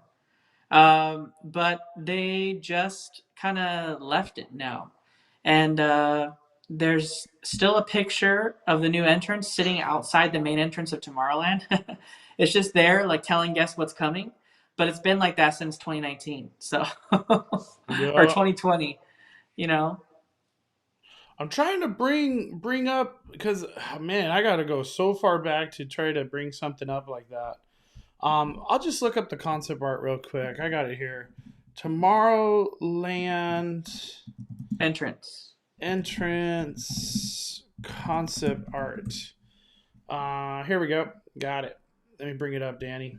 Let me bring it up. All right.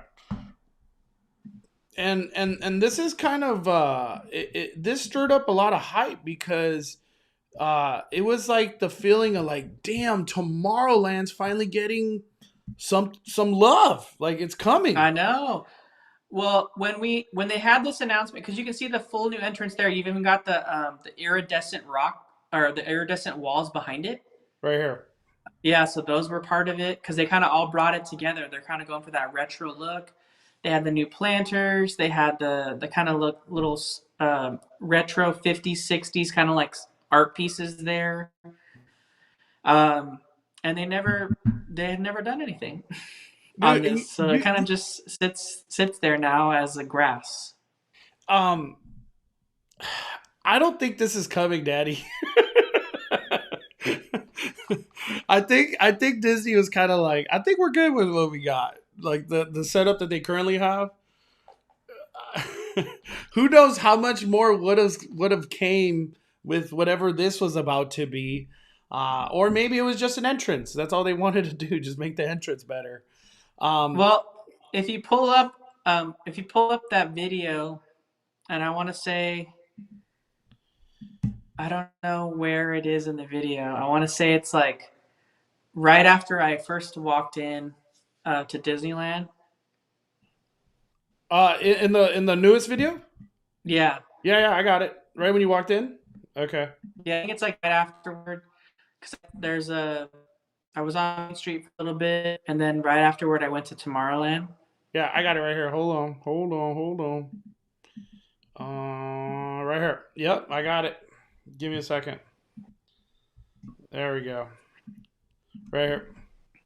Yeah, so I wanna stop it, kind of right. So I'm showing the grass lawns here, but I want to stop it right here.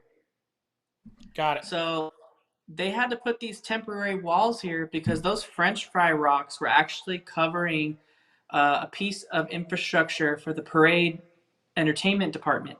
It's like a sound control room or sound control unit. It used to be a little doorway, for those of you that paid attention to it, in the French fry rocks that went downstairs and underneath them, and you could access this room. Well, when they took the French fry rocks out, this structure cannot be removed. It has to stay there. So even if Mondo's theory is right and this project has been canceled, they're still going to have to put something here because they have to hide that again. They can't take it away. Otherwise, they would have taken it away. It has to remain. And so it's right now just sitting there behind these temporary walls with a picture, as you can see on the right hand side there, of the new entrance to Tomorrowland that still hasn't been built yet. Yep. So I don't know kind of what's going on, but hopefully we see some change here. Maybe they're waiting to do this project until they can announce a larger project for Tomorrowland. And fingers crossed, maybe that's what we hear at D23. Ooh, next year. Next year, Danny. Oh man, imagine that. D23 just dropping fire left and right. Tomorrowland, big project coming through, new ride, launch bay being torn down, Slinky Dog coming. Oh man, that just dude. I think Before we go any further, did you want to check the Venmo super chats? yeah. Also, too, Adam, thank you for dropping the fire. Adam Rish for gold. And then we also got a big super chat. Holy damn. We got Carlo dropping 50. Shout out to Carlo. One of the best nights I've ever had at Halloween Horror Nights yesterday with Big Joe. Thank you for being a great host yesterday. Was single-handedly the best and most efficient HHN visit we've ever experienced in 6 years. We visited Halloween Horror Nights. Hope to see you here in Vegas. We for sure are, Carlo. We're going. By the way, keep me updated on your aches and pains, Carlo and Christine. Thank you, Carlo, Christine. I appreciate the support. And yesterday was just I want to say a magical Halloween Horror Nights, but that's not a terrifying Halloween Horror Nights. It was a lot of fun. And we did everything, Danny. Everything. All the mazes, Terror Tram, and Jurassic World by 11 o'clock. Everything. Just Dang, press coming through. on a Saturday. Like I have to repeat that, on a Saturday. Thank you to Universal Express, because man, it was nuts out there. But thank you, Carlo and Christine. Anytime Mondo's passion does not go undue. We had a blast, man. I can't wait to put the video together. I feel like Halloween Horror Nights Exorcist just hit different yesterday. It was crazy. Anna says, does anyone know when they're going to reopen that huge Star Wars shop in Tomorrowland? Can't remember the name, but they sold the collectibles there. Or is it only going to be special events now? Very good question. Launch Bay has I don't know where the vision of Launch Bay is anymore. At some point, it became kind of like Marvel Bay. Remember that? It was. Yeah, and then they had like Marvel upstairs. They had a Thor meet and greet. They had an Iron Man meet and greet. To my knowledge, I think a lot of that stuff is still there. They just you don't ever go upstairs. Star Wars Launch Bay was always downstairs. So right now, it's from the last time we were there, it was being used as a cast member break area because when there were social distancing rules in place, cast member break areas backstage are really smaller, just in certain areas, and that didn't really fit social distancing. So rather than forcing people outside, they had alternate areas set up as break areas. You would see too when you walked into the Grand Californian, they had signage in their convention space saying like cast member break area, because they had to use all these extra spaces for cast member break areas to fit the social distancing needs. Now we don't have a lot of those in place anymore as far as requirements. So maybe we see Star Wars Launch Bay open. But last we checked, Star Wars Launch Bay was still being used as a break area for cast members. Yeah. Um, okay. I want to get into some kind of crazy talk right here. It's Speculation Sunday. This is what we're all about. Let's rewind our lives to 2019, 2020, early January, February. Did Disney really have a vision of Magic Key process sunsetting annual pass holders, ending Max Pass, ending Fast Pass? Because if you go back to, I think it was 2020, January or February, they implemented a hub for Tomorrowland where everybody comes and gets fast passes in person. They didn't want you to go to the Buzz Lightyear fast passes, the Star Tours fast passes, Space Mountain fast pass. They were like, we're done with that. You get all your fast passes right here, right outside of Space Mountain entrance. Essentially, was COVID just the whole like this that just steered the ship in a different direction, or was this all coming, Danny? That's what I'm trying to get at, because Yeah, to that's a me good. it didn't seem like none of this was coming anytime soon. Yeah, it's a good point, Mondo, and I know you brought this up. If you want to Google in the background, D23 Genie Announcement, because it wasn't called Genie Plus back then; it was just called Genie, which there still is a Genie. But um, so at D23 Expo, Bob Chapek came on the stage to share a bunch of different things. But one of the announcements that he shared, which was a huge surprise to a lot of people, was the announcement of Genie, and that was in 2019's D23 Expo. The whole announcement centered around Walt Disney World. There was nothing in that announcement that said anything about Disneyland. And at the time, like we've mentioned many times, Disneyland and Disney World had vastly different fast pass systems. They were completely different in the way that they operated and even the names that they used. We had Max Pass, they had Fast Pass Plus, and we also had Fast Pass too, which was even more confusing for guests. So now they've come out with a unified name, Genie and Genie Plus and Lightning Lane. So we got three names all being used, and they're unified across both parks. So, but the funny thing is like what Mondo was saying, is they just spent the money to make those fast pass machines in Tomorrowland just before the shutdown. Those fast pass machines were really new. They were like just a few months before the shutdown. So there really, in my opinion, wasn't an idea of Disney Genie coming to Disneyland, at least in the form of Disney Genie Plus and Lightning Lane. So I feel like this was going to be a Disney World thing, and then all of a sudden during the shutdown, it became a let's do it at the same time in both coasts thing. Because why would they have spent the money, like Mono was saying, to build these unified fast pass distribution centers to deliver fast passes, in person, and then all of a sudden just be like, we're done with this, take out the machines, and we're doing Genie Plus and Lightning Lane. Mm, Like, but you can see here all the stuff about this particular announcement was Walt Disney World. And this was yep. 2019. Revolutionary new digital offering, Disney Genie coming to Walt Disney World. There was nothing in that announcement that said it was coming to Disneyland.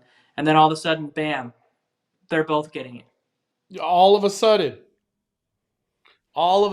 Danny, in D23, the word Disneyland was never mentioned with Disney Genie. Mm-mm. I don't even think we heard about Disney Genie Plus, did we, during D23? No, they didn't even have that. They just had the Disney Genie portion of it where it helped you plan your trip. Yep. And what I'm trying to say and get at is, did COVID steer Disney and whoever runs Disney to then bring it to Disneyland? Because I don't think Disney Genie was coming to Disneyland at all, Danny. At all. At all. That's what I'm trying to say. Yeah, I agree with you. It doesn't look like it was going to come at all. But all of a sudden they decided to do it. I think the most confusing thing for Disney Genie Plus, and Lightning Lane is people think that Genie Plus is the new name for Fast Pass. It's not. The new name for Fast Pass is Lightning Lane. The big confusion is people think that Lightning Lane is the one where you pay for the rides separately. Yeah. You can buy Lightning Lanes individually a la carte for certain rides, but the new name for the Fast Pass system is called Lightning Lane. Mm-hmm. So instead of Fast Pass, it's Lightning Lane. And then if you have Disney Genie Plus, you can book the Lightning Lanes from your phone. Yeah. And that's the only option to book Lightning Lanes. So when you go to redeem your Fast Pass, it's not called Fast Pass, it's called Lightning Lane. So you're going to go to the Lightning Lane entrance at Space Mountain to redeem your Lightning Lane that you booked at Space Mountain. So you're going to do the same thing at, Cars Radiator Springs Racers. You're going to do the same thing at, Haunted Mansion. They're called Lightning Lane. So a huge confusion is people just thought that Lightning Lane was the one that you paid for separately. Yeah. Genie Plus is $20, and it lets you book Lightning Lanes, and then some Lightning Lanes cost more money separately. And for right now, it looks like it's 2 at each park. Mm-hmm. So Disneyland has probably Space Mountain and Rise of the Resistance. Disney California Adventure is probably going to have Web Slingers and Cars Radiator Springs Racers. Yep. And that's the trend at Disney World. We're seeing like 2 per park. Dude, So this is crazy, dude. Now that I'm looking back, Daddy, um, dude, this is just nuts. So look at this. These new FastPass kiosks, October 16th, 2019. Okay. it's just months before. Months before. And to go into this video, let me show people, because I feel like not everybody understands what we're talking about. But this is what came to Tomorrowland right here. Look at this.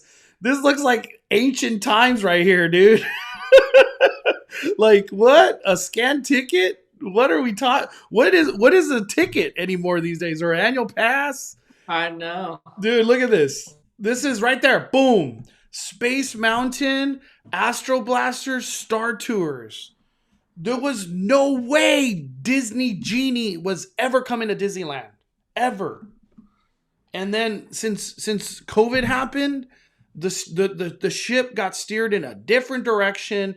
And essentially all this work that came down, look at this. When's the last time we see one of those? Damn, this is just like ancient times right here, Daddy. Literally, And that was ancient October. times. That was October 2019. Yeah, dude. And these were right here, look, right outside of Space Mountain. And all of these are now gone, right? They're all gone, and it's in the video that posts after this one. You'll see it. Yeah, for Star Wars Path of the Jedi. Oh my gosh. Dude, look at this. Um, These were the updates. Look at that. What is that? I don't even know. Look at Toontown in its entirety. Oh my god! Look, it's gone. Oh, I don't want to look back anymore, Daddy. I don't want to look back. Oh man. That's the thing, Danny. I really believe Disney Genie wasn't coming this way, dude. Because Yeah, that's a D23. big. Oh, what are you gonna say? I was like, that's a big speculation. The announcement at D23 Expo was for Disney World.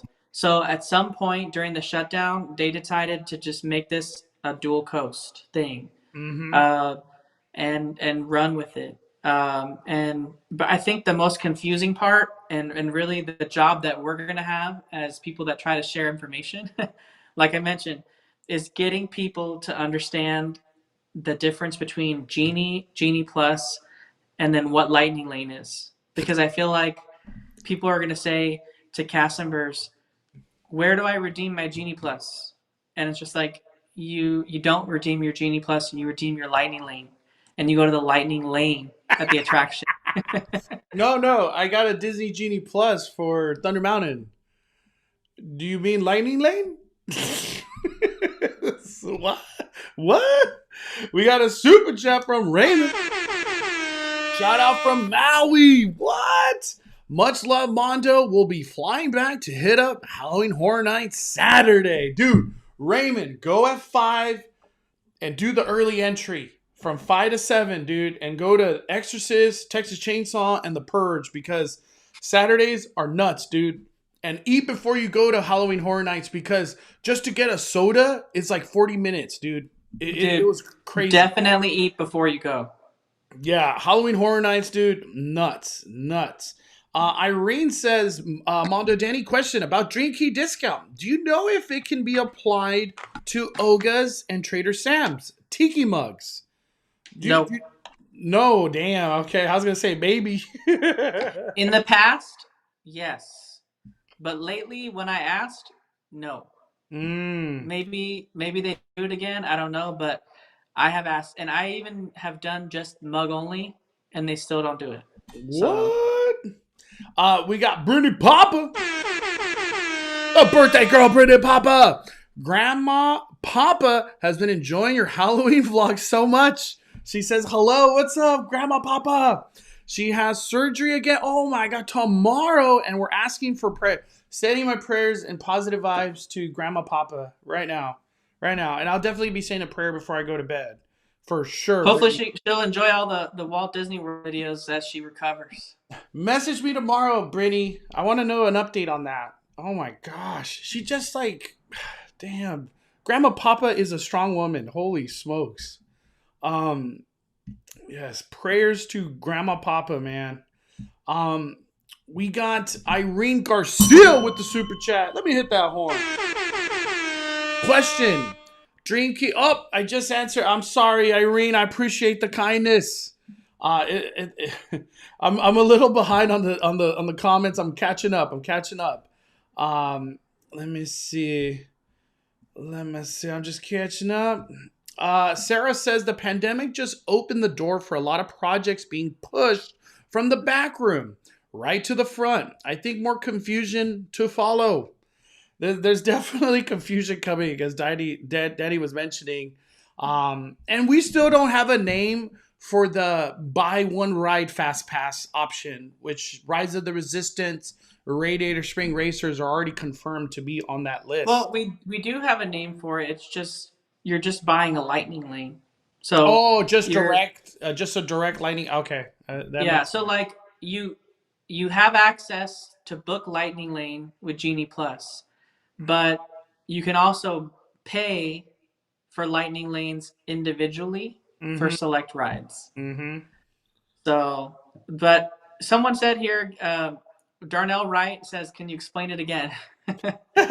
So break it down like if I was a fourth grader. So that's the office Genie, right there. If you know what I'm talking about. So Disney Genie is just like a virtual concierge. So they're going to use their extensive collection of data that Disney has had over the many years of collecting ride wait time data figures. You know, you carry those little cards with you sometimes that the cast members give you on a black lanyard to tell the cast members how long you waited in line. They've got years and years of historical trends of when rides are busy, when they're not busy, and they just collect that information all the time so they can use all those data points to create an algorithm to best help you plan your day at either park. So you tell it what you want to do, what's a priority for you, and then it gives you an itinerary for the full day, including maybe a time it wants you to eat, and then it gives you that itinerary. So it's like a virtual concierge, essentially. That's free for everyone. There's no cost for that. Now, where the cost comes into play is when you want to book what used to be a fast pass. So if at Disneyland we used to have Max Pass and you'd pay $20 and you could book the fast passes from your phone for the rides that offered fast pass. Well, that system is still going to be there, but now the access to that is no longer called Max Pass.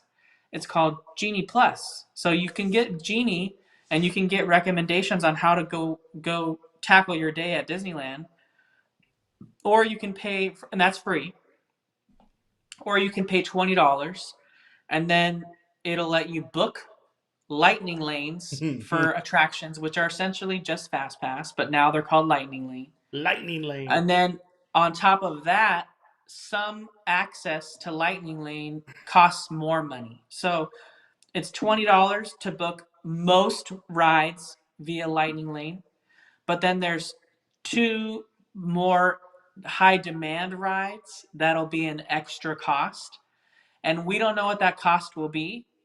And we also know that that cost is going to change on a day-to-day basis based on how popular that day is. Yeah. So Rise of the Resistance could be $10 one day and then maybe $40 another day.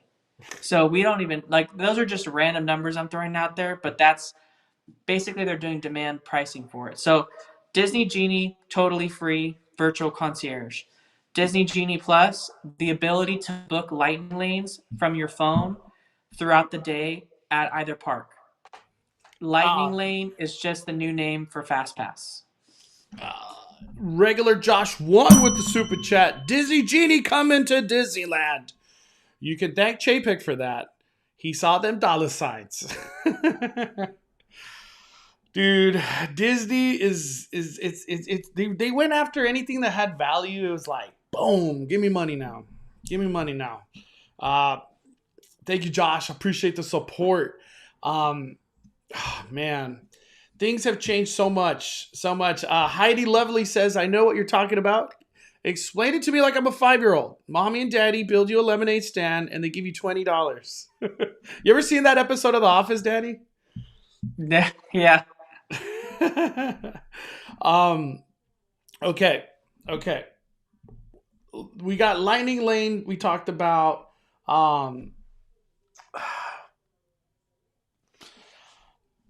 Do we drop boarding groups at Disneyland? I know everybody's asking the question. I feel like for the most part, boarding groups was not appreciated at all by the annual pass holders and all the visiting guests. And then eventually boarding groups kind of became like, hey, this ain't that bad. I like boarding groups. And then we saw Florida drop the boarding groups, and it's helped out the wait times tremendously throughout the theme park. And honestly, having the mental thought of like, if I go to Hollywood Studios, I'm going to get on Rise of the Resistance. You can't beat that experience, Danny, because say I have a reservation, I could try to get one at 7 a.m. And if I don't get it, and when I get out of work at 5, I can't get on Rise of the Resistance. Or if you're one of the traveling guests who 7 o'clock, 12 o'clock, I didn't get a boarding group, you're screwed. You're not getting on Rise. I think that idea of dropping boarding groups at Disneyland is going to bring wait times down. And if it's an hour and if it gets to 2 hours, so be it. The rest of the theme park's going to be awesome. You decide if you wait 2 hours. You decide, right? That's my biggest thing. Have the decision. You decide. You have the option. And then soon enough, you have the option to pay $50 or whatever it's going to be to buy a lightning lane. Yeah. Because that's what Disney wants. That was another question that we got in the chat. Yes. So the attractions that are offering a la carte, which should be 2 in each park. So the attractions that are offering a la carte lightning lane, you can book those without having to pay for Genie Plus. So if you're not interested in booking fast passes at any of the ride, which is now called Lightning Lane, you don't have to pay $20. You can just skip that and not even do it. You do If the not only thing need. that matters to you, I was gonna say you do not need Disney Genie Plus to buy a Lightning Lane. You could just buy it straight up. yep. So if the only thing that matters to you is Radiator Springs Racers, you can just pay for Radiator Springs Racers and go on about your day. You don't need to have Disney Genie Plus. That's the confusing part that I think a lot of people are going to lose money. Is I think a lot of people are going to buy Genie Plus because they think they have to have that in order to get the a la carte rides. And I think they're going to have a lot of headache unless they make a really good effort to explain it a little bit better. But I think they're going to have a lot of people in line at City Hall trying to get refunds because they bought Genie Plus and they didn't want it. They just wanted to buy. They only wanted to buy a Rise of the Resistance. You know what I Yeah. mean? And another thing too, um, Disney eliminating the free fast pass. I feel like that was gonna come. It was just gonna come at some point. Everything Yeah. got accelerated where it's like max pass or higher. It is what it is. Um,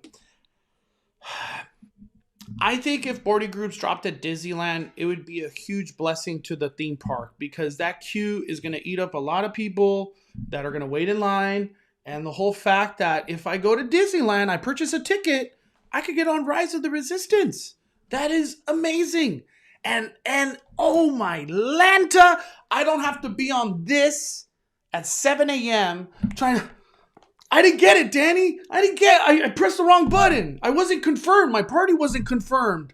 Freaking boarding groups or also the yeah, like we got it. It's like that whole stress is gone. 7 a.m., 12 o'clock. Boarding groups, it's just like a burden that is so unneeded. I get the whole concept behind a boarding group, and I understand, especially when Disney was in 2019 in the prime. The crowds were insane at Disneyland. Like I could never not say that. So I get Disneyland trying to be like, whoa. Dude, What? we we got Jeannie B in here spitting facts. She says, Mondo, when Genie Plus drops, your tutorial video will be gold. Oh, we're gonna have Danny Dude, on it no matter what. Danny's gonna be in that video. Because dude, that video is gonna be watched over and over and over again. and then you know what I'm gonna do on our Disney Genie Plus? I'm gonna do the whole video, Danny, and then we're gonna be like, okay, now if we're gonna say like a fourth grader or a fifth grader. So if you have $20, oh man, okay, Disney Genie Plus, all this talk. We all know Disney Genie's coming to Disneyland very soon. Very soon. Could it be November 5th? Maybe November 5th is the transition into this new era. Thunder Mountain comes back. Maybe Nemo comes back November 5th or somewhere in that time period. We already know that Marius of Nights, when the heck is that starting, Danny? The Marius of Nights. November 11th. So No. technically, all of us going to Marius Nights will get Christmas one day before everyone else. Ooh, sounds cool to me. At But $185 or something. I got to bring up something in the chat. Yep. Iron Souls leaves a comment. This is why it's going to be confusing. Okay. This is a perfect example here. He did clarify later on. Good question. Good question. But yes, so this is confusing to people because they said this in their announcement that they would limit 2 Lightning Lane passes per person. But what they mean is the a la carte ones. So, by the way, no clarification from Disney on that. Yeah, what they mean is the a la carte ones. So if you pay for Disney Genie Plus, you can book as many of the other Lightning Lanes as you want. You can book as many as you can only have like one at a time kind of thing, like every 2 hours, like the way that Max Pass used to be. But the ones that you pay for separately, those will be limited to 2. So if you have a Hopper ticket and you want like Rise and Soarin' or Rise and Radiator Springs Racers, you can't book Web Slingers and you can't book Space Mountain. So you're just going to be like, whatever. You're going to have to wait in line for those. So, and you won't even have like a fast option for that. You'll just be waiting in line. Yeah, man. Marisol says, I think we'll get Disney Genie in October. I do not doubt that. I do not doubt that. Not They one just bit. gotta get to work on the signage. They don't got signage anywhere. Yeah, that's all it is. I bet you the ride system or the online system is there. I just want to give an update. Marius of Nights for whoever wants to blast $165. You could still go on November 16th, and you could go November 30th. Those are both available. The dates that are in December, those are gone. And I like that was expected. The December ones for sure. This day right here, I'm shocked it hasn't sold out. That they should just call that the blogger day. Everybody that does a YouTube, Instagram, TikTok. No, that's the 11th. That day is sold Oh, out. the 11th. Okay, never mind. The 11th. That's the blogger day. The 11th. Yeah, is, we got the blogger tax on that because it was the only day that was the most expensive. yeah. Why is the day in November more expensive than December? What? Because they know that everyone who wants to cover it on opening day has to be there on opening day, and so they're going to pay the price, whatever it is. Yeah, yeah. Well, welcome, bloggers. Here, give me your extra $10. Okay. Another thing going on in Disneyland, in Tomorrowland too, is Nemo. Nemo's still down. When I went over there, there was no real change. Obviously, we're not going to see a lot of that because most of Nemo's underground. So we're not going to really see that much going on over there. But the walls are still up, and it says resurfacing in winter. So we got Big Thunder closed through fall. We got Nemo closed through winter, and we got some closures back in Toontown. So if you guys are planning your trips, watch these updates because there's a lot of stuff that's impacting you and will impact your trip. And just make sure that you're aware of it before you go. Marisol says they're already training for Genie Plus until September 30th. They just need to change the signs and it's set. Yeah, makes sense. I believe it. I believe it. Thank you, Marisol. Appreciate those updates. I believe it. There was is there any chance just the submarines just never come back, Danny? I know they already said that was a speculation that Mondo had, was that they're just never gonna come back. We're done with the submarines. We're done with water there. We don't want to deal with none of this no more. We all thought that the submarines were when they didn't reopen. We all thought that they were just going to stay closed and not come back. We know that Disney's had an eye on that specific area of the park for a possible expansion of the area over there. So, who knows? But it's not totally far-fetched. Again, everything on this show is speculation Sunday unless we're saying it's an update. So it's all speculation. But it wouldn't be the first time that Disney has reneged on a date for reopening. They, Genie B, I think in this chat mentioned bring back Rocket Rods. Rocket Rods closed in 1999 or 2000, only 2 years after it opened, for renovation, and it said returning like winter or spring or something like that. It had signs all over it. Walls were up saying returning. Well, as the time went on, they took the signs down and then just never opened the ride. Mm-hmm. And they never even officially said that the ride was closed. It kind of just disappeared.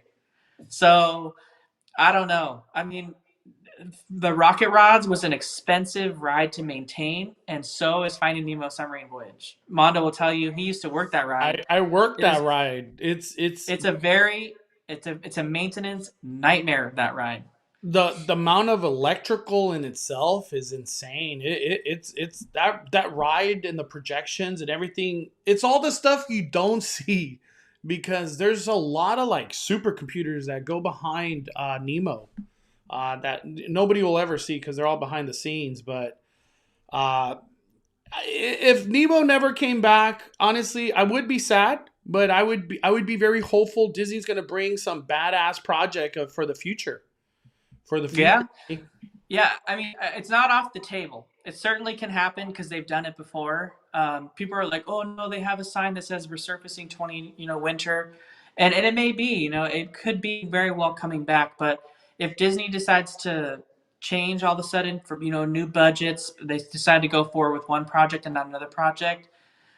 Maybe the subs never reopen. That could be a possibility. So I would just say mentally prepare for that. Even though, we're getting, like I said, there's no rumors or anything of it going on, but just know that this has happened in the past before.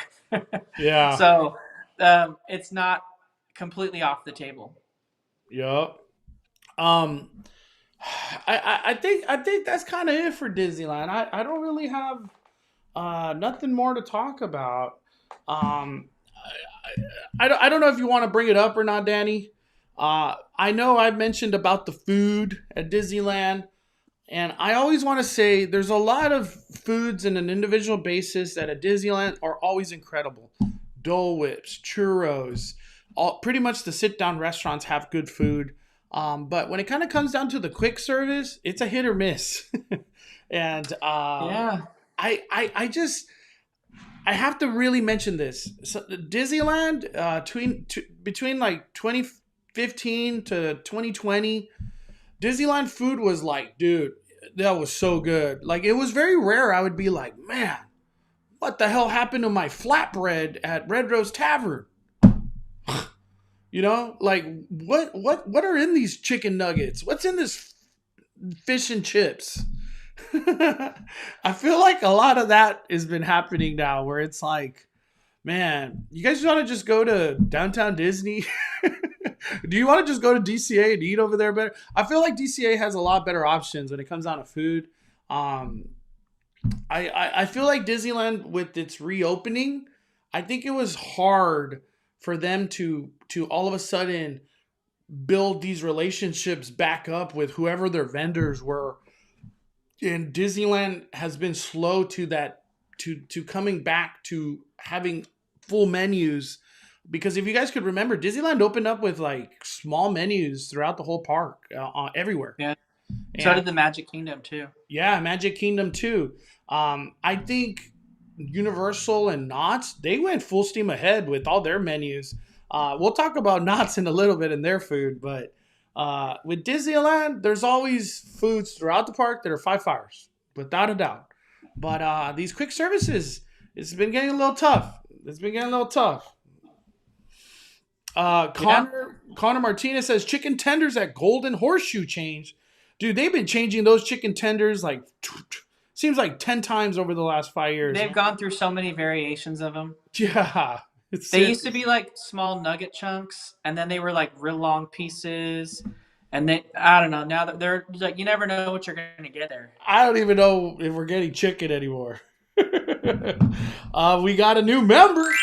Oh, damn. Odessa, thank you for joining the Fine Fire community. I appreciate your support. Jeannie B says supply chain. I could imagine. Yeah, it's totally supply chain. Yeah, it's just the fact that like the amount of food Disney goes through is unreal. They probably go through. This might sound ridiculous. They probably go through like 10 to 20,000 churros a day, dude. I would not doubt that number. Because like from opening at 8 to closing at 11 in both sides of the park, oh my gosh, it's just unreal. Yeah, I'm hoping that throughout 2022, we can start to get more menu variety back and some different things. Um, there's some still heavy hitters like Jolly Holiday Bakery, Bengal Barbecue. Um, all the sit down restaurants are phenomenal as usual. They're few and far between at Disneyland Resort though. Yeah. And you know what else still hits hard is all the restaurants at the hotels. The Tangaroa Terrace, the food at Trader Sam's, the Storytellers Cafe. Um, You got the whitewater, or not whitewater. I'm always going to call it whitewater. The Craftsman's Bar, the Craftsman's Grill. They've all got 10 out of 10 food over there, five fires. Yeah. But when you get into the parks, they kind of just drop off and you lose the variety. So I'm hoping that we see some more menu variety. Um, and really, if I think about it, this year for Halloween, there really wasn't any kind of like five fire like standout Halloween food I, like that I for could think of. for me, it's Plaza de Familia, but that I don't know if that's considered Halloween food, but uh, Yeah, is that for Halloween? I mean, I guess it is, right? It's part yeah, of the it's coming with celebration. the Halloween season. The Galactic Fleet fries, those are five fires. I recommend those. I recommend those. Um, I feel like portions also have obviously got smaller at Disneyland. Uh, it is what it is. Disneyland's just in a new era. I'm curious to see where Disneyland stands 10 years from now. And I hope I'm still covering the parks 10 years from now, but uh, it's gonna be crazy. Disney Genie Plus will be firing on all cylinders, lightning lane everywhere. Uh, Mickey and Minnie's Runaway Runaway Railway will be going. Magic Happens will be in its 10th year or 11th year. It's gonna be 10 years from now. Is gonna be crazy, Danny. It's gonna be crazy. Yeah. We got a good question, Mondo, that you can answer from Hugo Aguilar. Says, should I cancel my breakfast reservation at Storytellers Cafe and do Goofy's Kitchen instead? You are tripping. You keep that storytellers and have a wonderful breakfast because storytellers for me is like night and day difference. The food quality is more adult. If you're going with like kids, then go to Goofy's Kitchen. You will freaking have a blast with the kids at Goofy's Kitchen. Surprisingly, I think Goofy's Kitchen is like 10 more bucks than Storyteller. Because Goofy's Kitchen is 55, dude. When I took me and the person I went with, my bill was 140 freaking dollars, dude. God damn. I'd rather go to steakhouse, but I took one for the team, for the Five Fires community. I wanted to showcase all the character dining. I had a blast. I'm not going to say Goofy's Kitchen was bad or nothing, but for me, Storytellers wins every day. I would never Yeah. go to Goofy's Kitchen if I had that option. I I agree with Betsy Shoots in the chat. She says they need to just permanently turn Plaza de la Familia. Like the food, the Paradise Garden Grill should just be serving the Mexican food. I think. Oh, Um, and what's the up only with Paradise Garden in general, dude? The pizza Yeah, or the like boardwalk pasta or whatever it was called. yeah, Boardwalk Pizza Pasta hasn't reopened yet. The main menu from Paradise Garden Grill never returned. The small snack size portions that were from Touch of Disney, aka the Food and Wine Festival, they just carried the favorites from the Touch of Disney event and sold them, continued at the Paradise Garden Grill. So you would spend like 7, 8, $9, but you'd get these like little bite-sized things like two egg rolls or like a little tiny like bite-sized banh mi sandwich, and that's what they were serving there before the Plaza de la Familia food for Coco. Um, which at Christmas time they turned that into like the Viva Navidad section, and they serve very similar food to that. So we'll see that transition. So maybe the food just stays the same, and they just have it. They have the Mexican food there. But remember, Disney California Adventure has a very large Mexican restaurant already at Cocina Cucamonga. So you got two major places now serving Mexican food in Disney California Adventure. We might need a little more variety. So I Yeah, like this food. I like this food that they've got going on at Paradise Garden Grill. But how about you take some of this over to Cocina Cucamonga and then offer something different at Plaza at the Paradise Garden Grill? dude. Because If they made these offerings permanent, the ones that are being served at Paradise right now, or at Coco Corner, I'll call it. If they made yeah, these permanent at Cocina Cucamonga, it would be beautiful. I know, because right now it seems like Cocina Cucamonga is all about quesadilla, and that's it.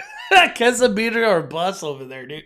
Yeah, so it's like, Their chicken sucks. I'm being honest. It's one fire for that chicken at Cocina Cucamonga. Um, all right, I think that's it, man. I don't think there's anything left to talk about when it comes down to Disneyland, Pal except Breezy, except Pal this Breezy thing wants right to know, here. Mondo, uh, did your Goofy's Kitchen bill include gratuity? Is that why it was so high? Oh yeah, gratuity automatically added. You can't do nothing about it. It's just who ordered gratuity? It was us.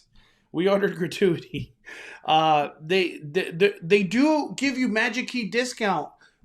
For us, I think it was like $16 or 18. It was worth the discount. Yeah, Dang. yeah, dude. You're dropping 100. You go to Goofy's Kitchen, you're dropping 130, 140 with two people. Welcome to Disneyland. Oh man. Okay. Before we move on, I do want to bring one more note to the Disneyland conversation we're having, and I'll bring up some photos, Danny. I know you wanted to talk about this, and I'll bring up the photos right now.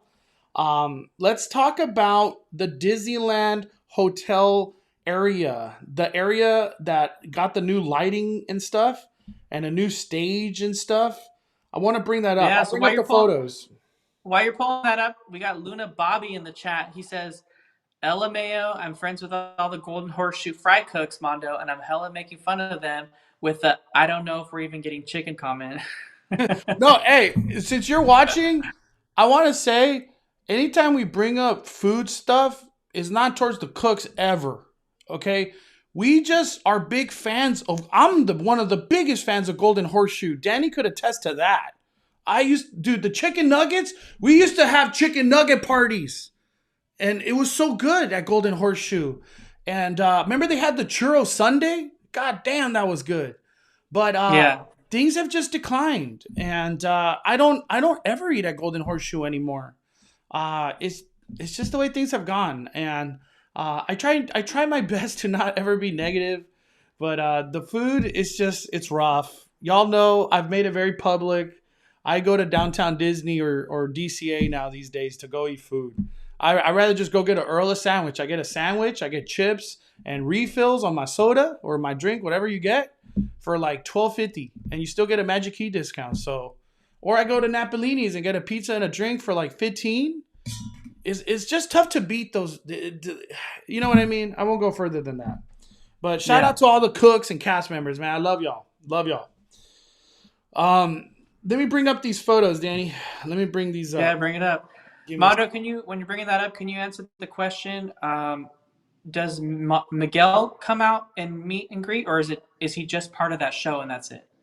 Uh, he actually does meet and greet. He does meet and greet. I'll bring it up right now. He does meet and greet at the corner. Man, I want to call it the I used to call it like the Pixar corner, but I'll show everybody right now. Here we go. I don't think this has a name, but he does the meet and greet right next to the stage where they do the mariachi. It's kind of right at the entrance of Paradise Garden Grill. But you Mm-hmm. can get a photo. The meet and greet for Miguel has surprisingly not had long lines. I think it's because people kind of don't know that he's a meet and greet because he does the show and then he does the meet and greet like soon after. So we're getting this Miguel and not the Magic Happens, right? No, Magic Happens Miguel was just like Disneyland. I don't even think he comes out of Disneyland anymore, or at least lately. They did Disneyland added mariachis actually. Let me bring that up real quick. They added a mariachi group, which was very surprising because it came out of nowhere. I think I posted it. Yeah, right here. This is where Miguel used to do the meet and greet, but now they have mariachi singing, and they're really good. These mariachis are very good. They were doing a great job when they came out there. Let me bring up the photos, Danny. Let me bring up the photos. Or hold on real quick. Do we need to answer anything in the chat? No, no. Okay, just making sure. I don't want to leave nobody out. I'm just going through the chat real quick. Okay. Big Avocado says it's not being negative. You're being honest. I always keep it honest. So, Sometimes it's to my falling with whatever, but I always stay honest. It's what your viewers want to know, the truth. Nothing changed unless we don't buy. That's one thing too. Why I just want to be honest and upfront. Sometimes people are like, "You're such a hater," blah blah. I'm like, if it never gets brought up, then it's like we accept this. We get a web slingers, and I could go into the statement of Spider-Man ride in Universal Orlando, and then what we got in 2021, which is 20 years later. But we won't even go there. That's a conversation that could be had by other people, not us. All right, Danny, here it is. Here it is, my friend. This is a big update because we haven't looked at this in a long time. Yeah. So the essentially the space that was kind of in front of the Adventure Tower, or I guess behind it, and also adjacent to the Frontier Tower, they had the wedding garden. Nothing's really changed here except for it looks like they added fake grass and this new kind of like marble flooring in front of it. I don't remember that being there before. It was kind of just the cement that was there around it, the kind of regular tan cement that went all the way up to the front. So that looks new. A little bit more space now to set up kind of the altar and the place where you're doing your actual ceremony. So it looks like they got a little bit of improvement at the Rose Garden for the Disneyland Hotel um, wedding venue. And then there's a new thing though, and here's the new event space. So for those of you that weren't really familiar with the Disneyland Hotel, they had a pretty large event garden. It was right next to, on the other side of the pool, where they're building that new tower right now. They would host weddings there. They hosted big private events there for groups and conventions that were in house. They used it all the time. They even had like a couple Trader Sam's events that were paid events that they did on the same thing. But now that space is gone because they're building that new tower. So that was a big money maker for them, especially when in-person events were a big deal. And so as we start to see those come back, Disneyland needed a space for that. And so they had these lawns that were behind the Frontier and Adventure Towers that were kind of like rarely, if ever, used. Some guests would walk back there and kind of sit and take pictures in the gazebos and stuff. But for the most part, they were widely unused. And they had real grass on them. And so they weren't used for like events very often. Sometimes, but not all the time. But now, with the wedding garden and then this space, which has fake grass now, it has all those lighting packages above. You got those light towers. You have popcorn lighting. You got speakers built in there. You can host some really nice events. You got PA systems. So if you're coming in for, as a convention or as a group and you're trying to set up your event, it's going to be really easy for you to make a really nice event with some good lighting, some added decorations. You got a sound system built in. They don't have to bring anything in. There's this new raised platform too that they put in. And where was this at, Mondo? It's right here to the left, right here, in this area, right here. Okay, all right. Yeah, right there. And then you can see the Disneyland Hotel too, right here, Danny. Gotcha. Yeah. So I don't know what they'll use this space for. It could be the stage per se, that they have like maybe the MC of the event standing on, or maybe there's a band playing there. When they have a private event, they got a piano player or some other kind of band set up on the stage for the live event. Maybe if the wedding reception's here, maybe the DJ's there, and the dance floor's kind of around it. It's probably meant to be utilized for that event space. But it's cool to see that all open and being, what it was turned into. So we knew that they had to relocate that event space somewhere. And so this is where it was. And it kind of just quietly opened on the day that the Trader Sam's mug dropped for that Haunted Mansion mug. Yep. And, let me see. Give me a second real quick. We got Ishmael with the super chat. I remember my mom sneaking in tortas to Disneyland. Are you allowed to take any food nowadays? You definitely can. If you have like a larger, get a locker. That's my big thing. You have like, you bring in a lot of food or something, You don't want to carry that all day. Just get it in a locker. But you definitely can bring food inside of Disneyland, California Adventure. There's no issues with that. Thank Yeah. you, Ishmael. We got Kristen Langley in the chat. She says, we decided to stay at Disneyland Hotel in December. Despite the construction, are all the towers open? It looks like it's just Fantasy Tower and then parts of the Adventure Tower now. Not all of it, but parts of it. Nothing in the Frontier Tower at this point. So you're looking at 2 of the 3 towers and maybe not even all of the second one.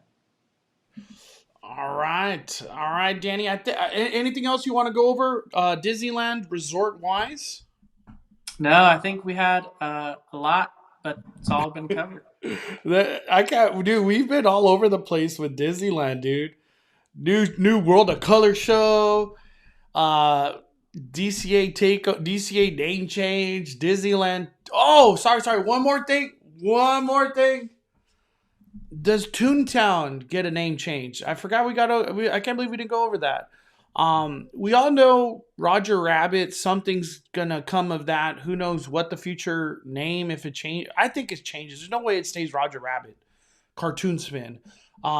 Jessica Rabbit, it's gonna be more, there's more presence to her storyline taking on the Weasels because the crime wave and all that stuff. I think the name Toontown will change. And I think it could be something as simple as Mickey's Toontown. I think Mickey Mouse is going to be the focal point of anything Toontown. I know it was really about a lot of characters, Toontown, obviously. But I think the focus is going to go to Mickey, in my opinion. That's just my opinion. Yeah. My speculation. Yeah, I mean, it is called Mickey's Toontown now. So I think they're just going to make it more prominently like Mickey, like you said. It's gonna be more like signage. Because right now it just says Toontown, really. Yeah. Or the gates say Mickey's Toontown. Yeah. That's what I'm trying to say. My bad. I should have cleared that up. But that's it. I don't have nothing left with Disneyland. We'll leave it for a different day. I was gonna go into reservations, but that's different conversation. We got a super chat from Summer VF. Are you gonna chat about the Merriest Nights Blue Bayou dinner special? Who's gonna pay for that during a 4-hour event? Any thoughts? Daddy, I didn't. Summer, I want to be honest with you. I heard about it and I was like, I ain't even gonna read anything about that because I ain't gonna do it. Do it. It's a 4-hour event that none of us have ever done, so we're gonna be trying to do a lot of stuff. There's gonna be absolutely no time for Blue Bayou. Yeah. First of all, like, how do you even fit any dinner in? I can't even eat during the Oogie Boogie Bash from 6 to 11. What makes you think you could sit down at the Blue Bayou during a 4-hour event when there's 6 parties? What? What was it? Was it the Magic Key account, Danny, that dropped that? I don't know. Honestly, the other day when we were talking about it was the first I had heard about it. Dude, Disney is it called Disney Magic Key? I'm pretty sure it was Disney Here it is. Let's bring it up. We'll go into it. I want to be thorough with everything. So, for all the people that don't know, more magic to unlock during Disney Merriest Nights. Magic Key holders who have purchased tickets to the special ticketed event will have the opportunity to reserve a unique dining experience at Blue Bayou. At the New Orleans holiday party, celebrate family and friends with a savory Cajun-style culinary boil created for these events or these evenings and just for you. More details about the limited availability experience, including reservations, coming soon. Tickets for Disney Merriest Nights are still available. And then we got good old Jay saying, Diamond Boy Disney, still not interested. So we don't know the price. This is for sure $85. If the Oogie Boogie Bash That was 85. I'm pretty sure this will be in that same price range, Danny. It's gonna be in the same price range, dude. There's almost no way it's not. Um, whew. One thing more to talk about is this one right here too, Danny. For the magic key holders, there's this new thing that came to Haunted Mansion, and I think it already started. Yeah, we hope you're prepared for what Jack has in store. Magic key holders. Sandy Claus worked on his magic and inviting you to ride the Haunted Mansion holiday for an extra hour after closing every Monday through Thursday from 9:20 all the way to October 7th. Wow, I thought it was going to be all October. Don't miss the chance to enjoy the 20th season of the Merriest Makeover, Who's In? It says, must be in the park prior to close. Valid admission and park reservation required. Must show proof of magic key holder status upon entry. Subject to change without end or notice. So you could ride Haunted Mansion Holiday one after hour of the park. I think they probably only give you one, like you can't do it 2 times. I'm pretty sure it's just like a one-time thing. But just want to let everybody know that. All right, I think that's it with the Disney talk. Yeah. Let me see. But thank you, Summer. We appreciate the super chat. We also got a super chat from the game 9205 who says your top 3 things to eat at Disneyland. Ooh, you go first, Danny. That's man. I gotta really think about that. The Bengal rice plate from Bengal Barbecue, a Mickey pretzel, and probably a pepperoni pizza from Daisy's Diner, which is not open. My top 3 things to eat right now: the Galactic Loaded Fleet Fries over there in Tomorrowland. Blue Bayou, if you could get lucky, Blue Bayou, and whew, oh, I'm gonna have to say just snack your way through Tropical Hideaway. There you go. That's my top 3. It's that was a struggle. That was a struggle. We got another super chat from Heidi Lovely who says, "Can we end the night with Fantasmic videos, please?" We'll see, Heidi. We will see. Maybe we end it with like the last minute of Fantasmic. That would be awesome. That'd be awesome. All right, Danny. Time to transition into another segment. We are done with Disneyland. Do you want to go into Universal Studios Hollywood or Knott's Berry Farm next? I'll let you decide, Danny. Let's go into Universal Studios. All right, Universal Studios Hollywood. Talk about success. Halloween Horror Nights has been firing on all cylinders. I was just there yesterday, and the crowds were insane. I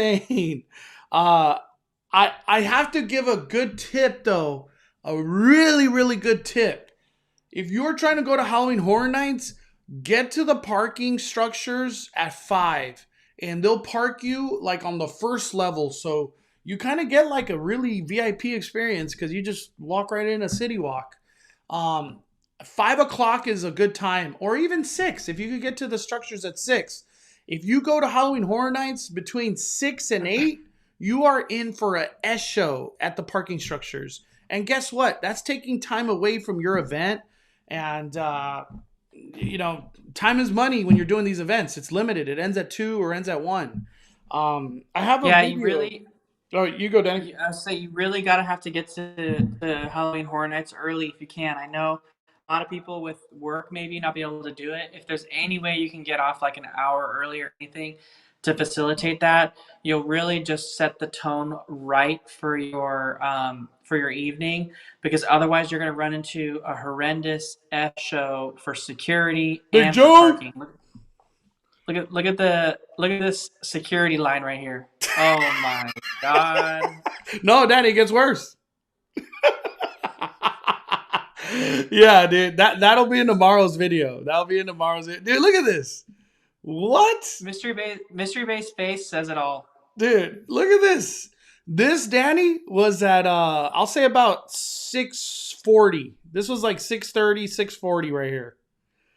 Yeah, you want to get to Halloween Horror Nights early, dude. Okay. Other than Halloween Horror Nights, we could go endlessly talk about Halloween Horror Nights. I want to talk about what can come from The Walking Dead. There's no way The Walking Dead goes beyond this year. Universal, from what we like, the rumors we heard is it was going to become a queue for Secret Life of Pets, which it dearly needs, even though their concept was we're going to do boarding groups essentially, right? Return times. But that kind of really didn't pan out too well because the demand was so high. I don't even think Universal Studios expected the demand of the theme park to be so high so fast, but it did. People want Universal Studios Hollywood.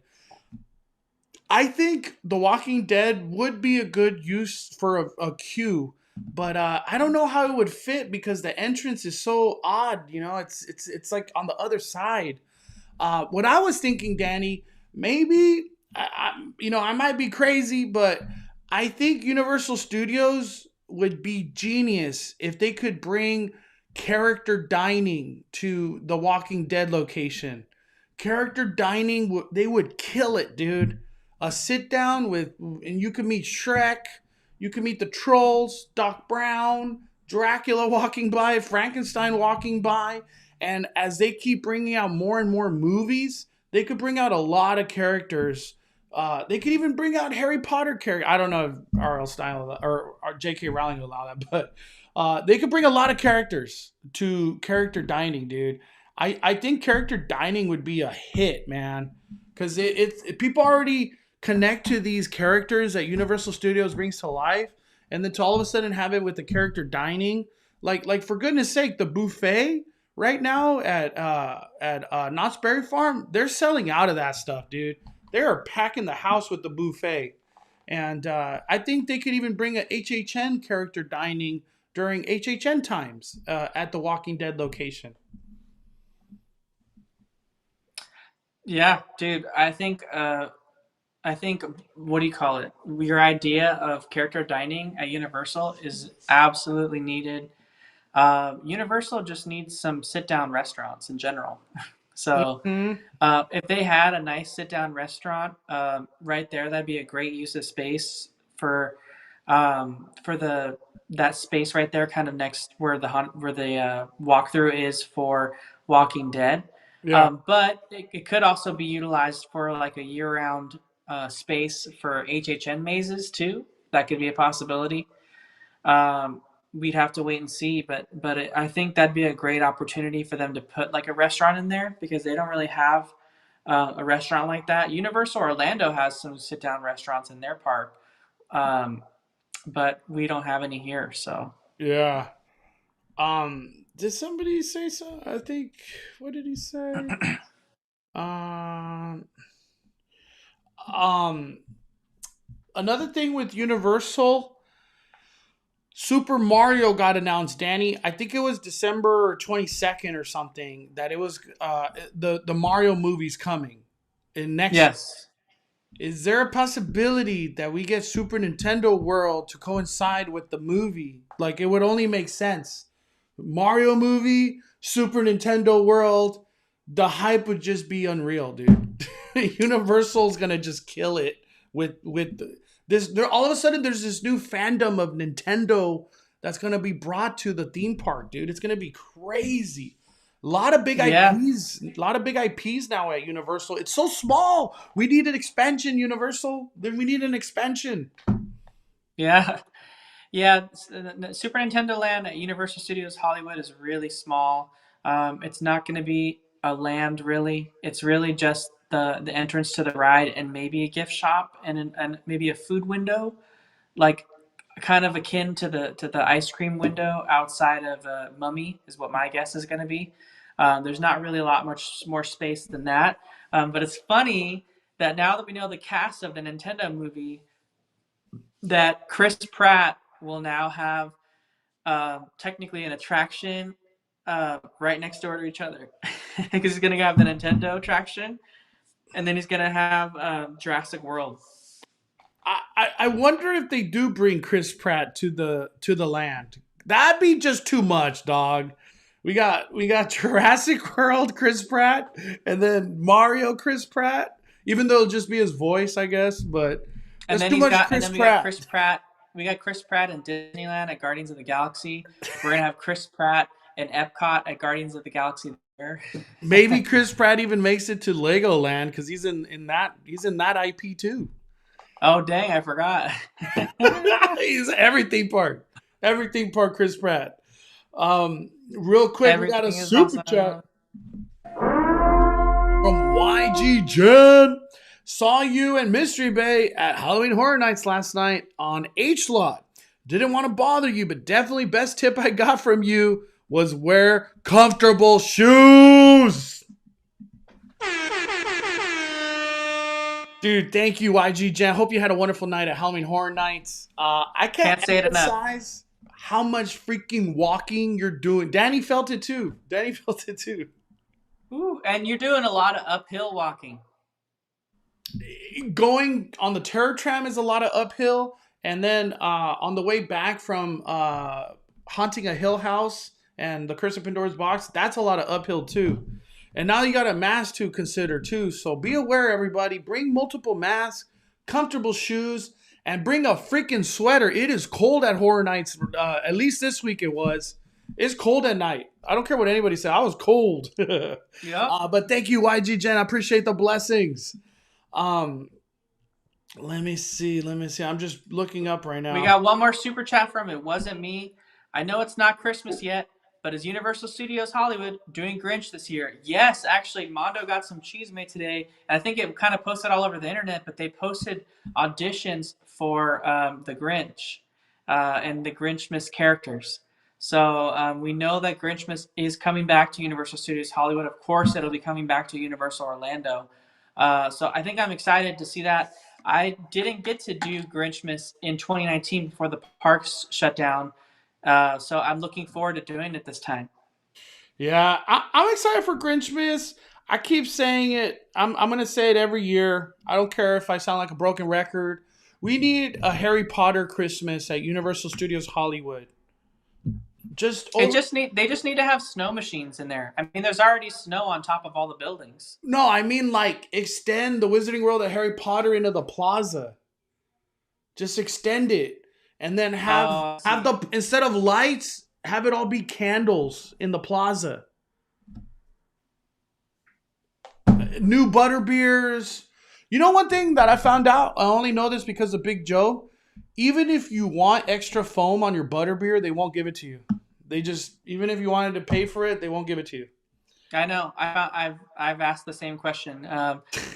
J.K. Rowling was very specific on the recipe and how it was, and it cannot be modified in any way, shape, or form. You can't even get it without the foam. If you don't want it, they won't even sell it to you that way. You can't buy it. Nope. Eric S. with the super chat. What's up, Eric? Fired up, Mondo and Danny. Fire. Sending support this year. Dude, thank you, Eric. Appreciate you supporting the fire. Hope you have an awesome Sunday. Let me see. Andrew says Mario movies being made by Illumination would make sense. Yeah. Universal Studios Hollywood. I feel like they're setting themselves up really good for the future, Danny. Jurassic World's going to be relevant like no other because Jurassic World Dominion's coming. Even though Fast and the Furious Supercharged, is not the most fondest, but hey, Fast and Furious still has 2 movies to come, so that's pretty relevant. Super Nintendo World's going to be relevant for life. That'll never be not relevant. And Secret Life of Pets, that's like an instant ride that people just love. And I could almost imagine there's going to be another movie of Secret Life of Pets down the line.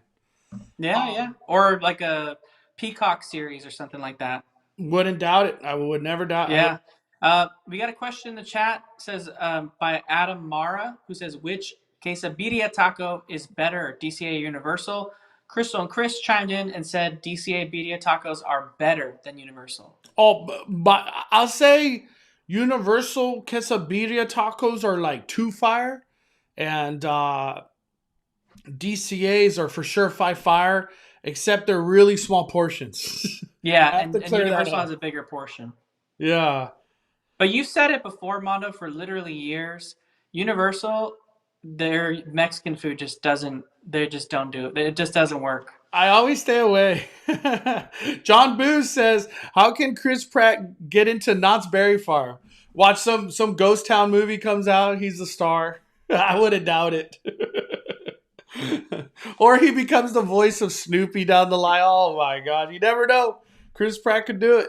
Chris Pratt could do it. Mondo, did you notice any changes? There's a couple questions I had. One, when you were in the Simpsons area, did you notice the beautification making any progress? Um, so Simpsons on the right side is getting refurbished. I believe I might sound crazy saying this statement. I don't think Universal Studios ever lets go of Simpsons as an IP at the theme parks. That that Larlad donut line is freaking long. Every horror nights I've been to, there's like 100 people trying to get a pink or chocolate donut. It's those donuts hit so hard. Same thing with the butterbeer. Butterbeer and or Lardad donuts have just been a humongous success. Like, and even the wands for that matter have been just unbelievable success. I know some. There's been rumor that Pokemon could come to Universal Studios Hollywood. I don't think so. I really don't think so. But I think Simpsons is gonna stay here forever. If Universal had the choice, they would never let go of Simpsons. Never. Especially here in California. We love the Simpsons, dude. They just have a beautiful setup. They have all these restaurants, from the pizza, the ice cream shop, Duff. They have Dufftoberfest right now with all the beers. They have Moe's. They have Krusty Burger. They have the chicken place. I can't. What is that called? Oh my God, I can't even remember the chicken place. They have the The Quickie Mart, Cletus chicken. Cletus Chicken. The dude. It's even though it's small, Simpsons Land is pretty themed. I know it only has one ride, but Universal Studios Hollywood has no space. It has no space. But I don't think I don't think Simpsons ever gets. I kind of want to say this. I hope the Simpsons ride gets an update to the ride through. I don't see why. Nothing wrong with the current version, but it would be really cool if we got an update for the future version. I don't know if Disney would allow that. 'Cause- but it would be cool if we got an update. I think it'd be cool if they brought a Halloween version during Halloween time. The Simpson ride would have such a long wait. Like yesterday when we got on Simpsons at midnight, it was 50 minutes still, Danny, for Halloween Horror Nights, dude. We We got got a Arlene in the chat. She says the Dufftober beer for October is 5 fires. Ooh, I have to try. I haven't tried it yet. I need to try it. Lydia with the super chat. Disneyland opened up Christmas dates now. I want to know, how were the crowds during Christmas time? This will be my first Christmas there. Lydia, there's literally no way to project how Christmas is at Disneyland. For all we know, it could be not that busy because they control reservations. Um, Disneyland Christmas is the worst time to go to Disneyland when it comes down to crowds. I'm expecting the same, but for all we know, maybe Disneyland controls the crowds and doesn't make it get so packed because Disneyland can't handle it just as a whole. Staffing, the foods, the maintenance, the crowd levels, maybe they can't handle a 100% capacity. So I would say we have to wait, Lydia. We have to see how November goes, but it's hard to predict like when Disney will be busy or not. Um, Let me see. Anything else you want to talk about when it comes down to Universal, Danny? HHN or just in general? Not too much going on at Universal as far as speculations go. Um, Mondo did hear some rumblings and rumors that the space that's being worked on, um, on just off of the back lot and the lower lot could potentially be a Harry Potter expansion. So we'll have to wait and see on that one. We know that Universal is building some new studio like sound stages, and they're building a new campus for the offices and such that are related to the admin offices of the studio itself. So we're not sure if maybe that's related to that, and then parking for that. And then it frees up other space for the Harry Potter expansion, but we'll have to see. But that's a big amount of land that's being done over there by Fast and Furious. I think a Harry Potter expansion is just Universal's gonna be a tourist destination like you wouldn't believe, just because uh, I think Universal wants to be a multi-day theme park kind of thing. Because I think for the most part, people perceive Universal as something you could just do in one day. I think they're going towards the route where like you got to come 2 days, 3 days to do everything. I really feel like they're going that route. And I think an expansion of the Wizarding World of Harry Potter, psh, I'm just mind blown of the possibilities, especially if it's considered Diagon Alley, the expansion. I'll be mind blown. And if they could ever bring Dark Arts back, that would even be better too. I really miss having a show at the castle. We currently do not have a show at the castle, sadly. But this is just Universal's first year back. I could imagine in time, they'll be at 100%. Hopefully by next year, sometime early on. But that's it for Universal. I think a lot of people wanted me to talk about this real quick. If you're going to Halloween Horror Nights for your first time, start off with like Walking Dead, The Bride of Frankenstein, maybe even Halloween 4, The Terror Tram. What's open during early entry? The only things that are open during early entry: Exorcist, The Texas Chainsaw Massacre, and The Terror Tram. Not Bride? No Bride. If you kind of want to jump into like, I want the S scared out of me, go straight to The Texas Chainsaw Massacre. It is scary in there. Those chainsaws are loud. It's crazy, visually crazy, and it's scary. Exorcist is just the visuals will just haunt you from that movie. The Haunting of Hill House is pretty good. I feel like The Curse of Pandora's Box may be a good starter to kind of get the feel. But overall, the Halloween Horror Nights, very fun when it comes down to scares through all the mazes. But if you're looking to start off your night and you're really not that comfortable with Halloween Horror Nights, start off with The Walking Dead. That's like the best one to start off with. Because Walking Dead's good, but it's just not at the intensity of the other mazes. So I just wanted to let people know that. And I'm not saying that Bride of Frankenstein is not scary. That is super scary. But I'm just trying to have people kind of get a feel for the, you know what I mean? We got Crystal and Chris with the super chat. Tried lots of HHN food and drinks Thursday night. Tamale and Takis pie were surprisingly 5 fires. And don't sleep on the punch or Long Island iced tea at Hogsmeade Putt. Dude, the Long Island iced tea at Hogsmeade Putt over there at the Wizarding World of Harry Potter, that thing will jack you up, man. I've had it before. Whew. Maybe we try the tamale Takis pie one of these days. We have a frequent fear, so we'll be back for sure, Crystal and Chris. But dude, did you guys do a video on that? I would love to see that. Love to see that. We got another super chat from regular Josh One who says, funny enough, I went to Disneyland in 2019, the day after Christmas, and the crowds were surprisingly very moderate. It was fantastic. The day after Christmas is such a great day to go to Disneyland, usually. I don't know if this year is going to be a little different, but in the past, the day after Christmas was amazing because everyone wanted to do Christmas shopping day after Christmas. Just like Black Friday is a good day to go usually because people want to shop. Yeah.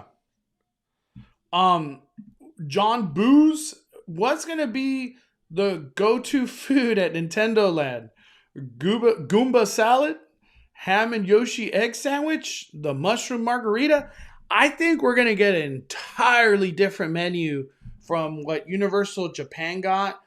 I just feel like here in California, it's going to be different. I just don't see that same type of like foods working here. I feel like it's going to be more the word I'm trying to say, more American than like the food that was out there. That's what I'm trying to say. Like we'll probably get burgers. I could imagine maybe like a I don't even know, a Goomba burger. A Goomba burger would be cool, where the bun looks like a Goomba. We lost Danny. I didn't even realize it. Hold up. Let me see if I can bring Danny back.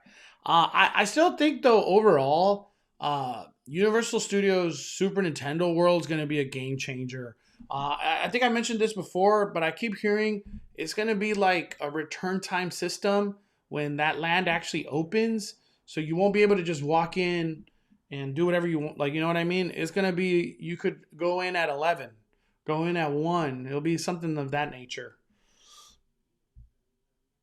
Let me see.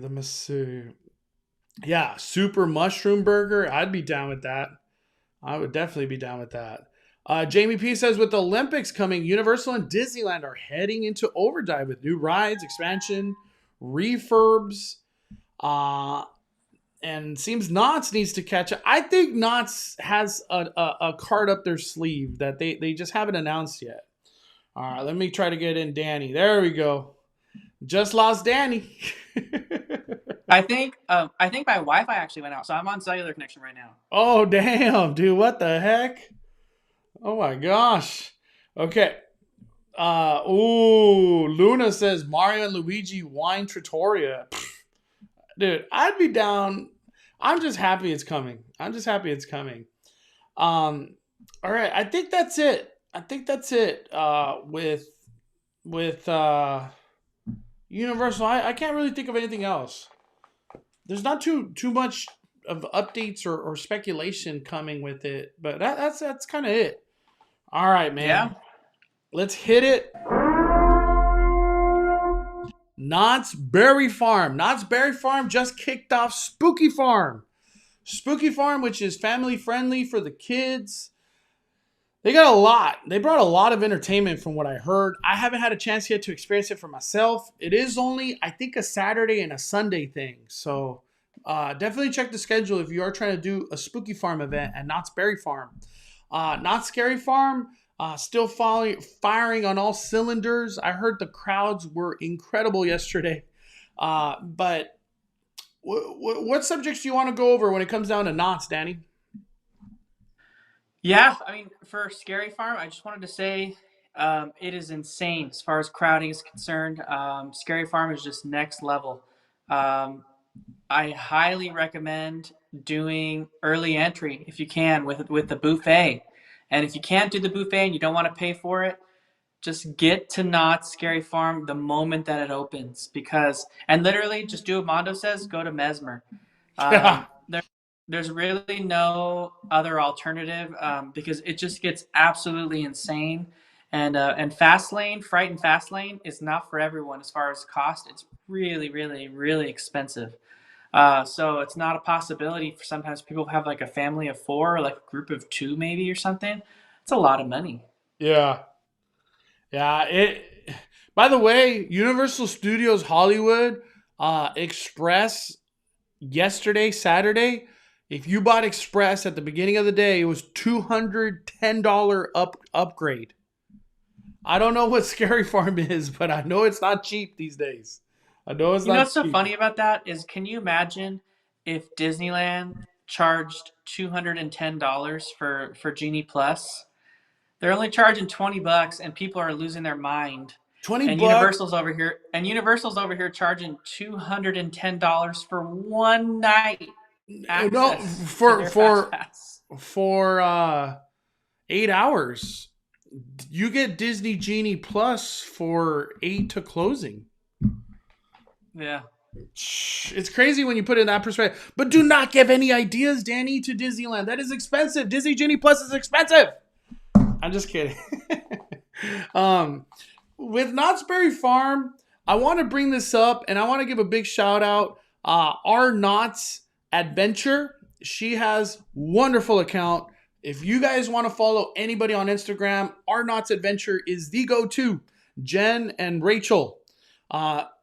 They cover Knott's Berry Farm incredibly. I want to bring this up, Danny. They were able to go to the Haunted Lounge. And if you're like, what the heck is the Haunted Lounge? The Haunted Lounge is Amber Waves, which is Knott's Berry Farm.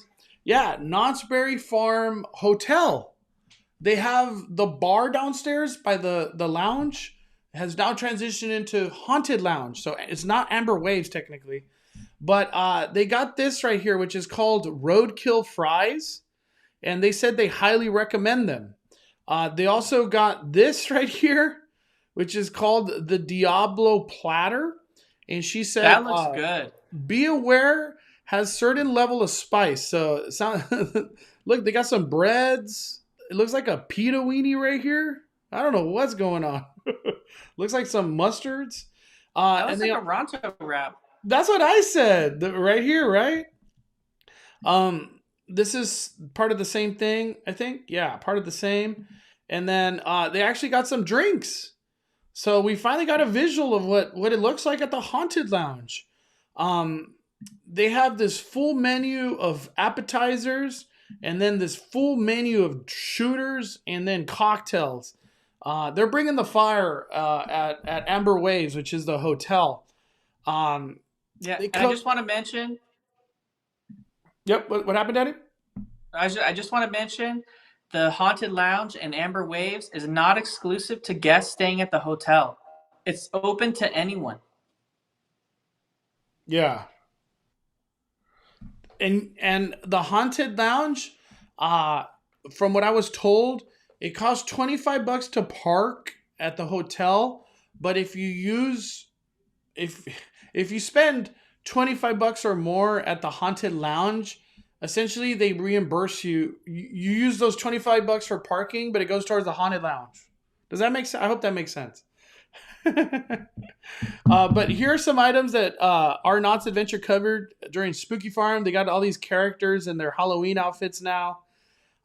There's even this show, which is called Great Pumpkin Palooza. It's a new show.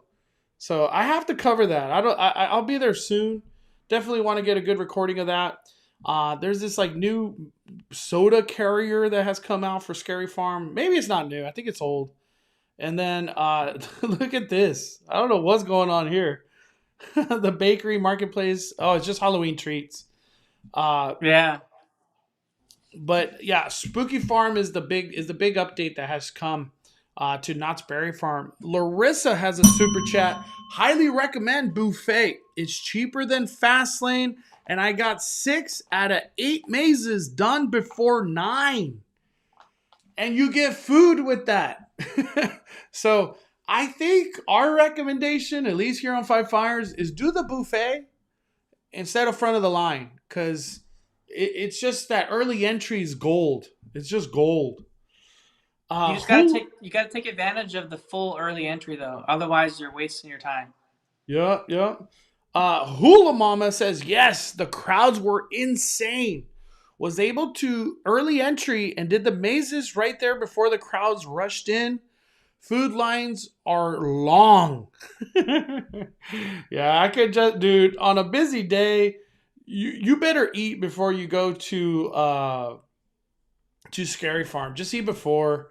That's my recommendation. Remember the Papa Loca line? Yeah.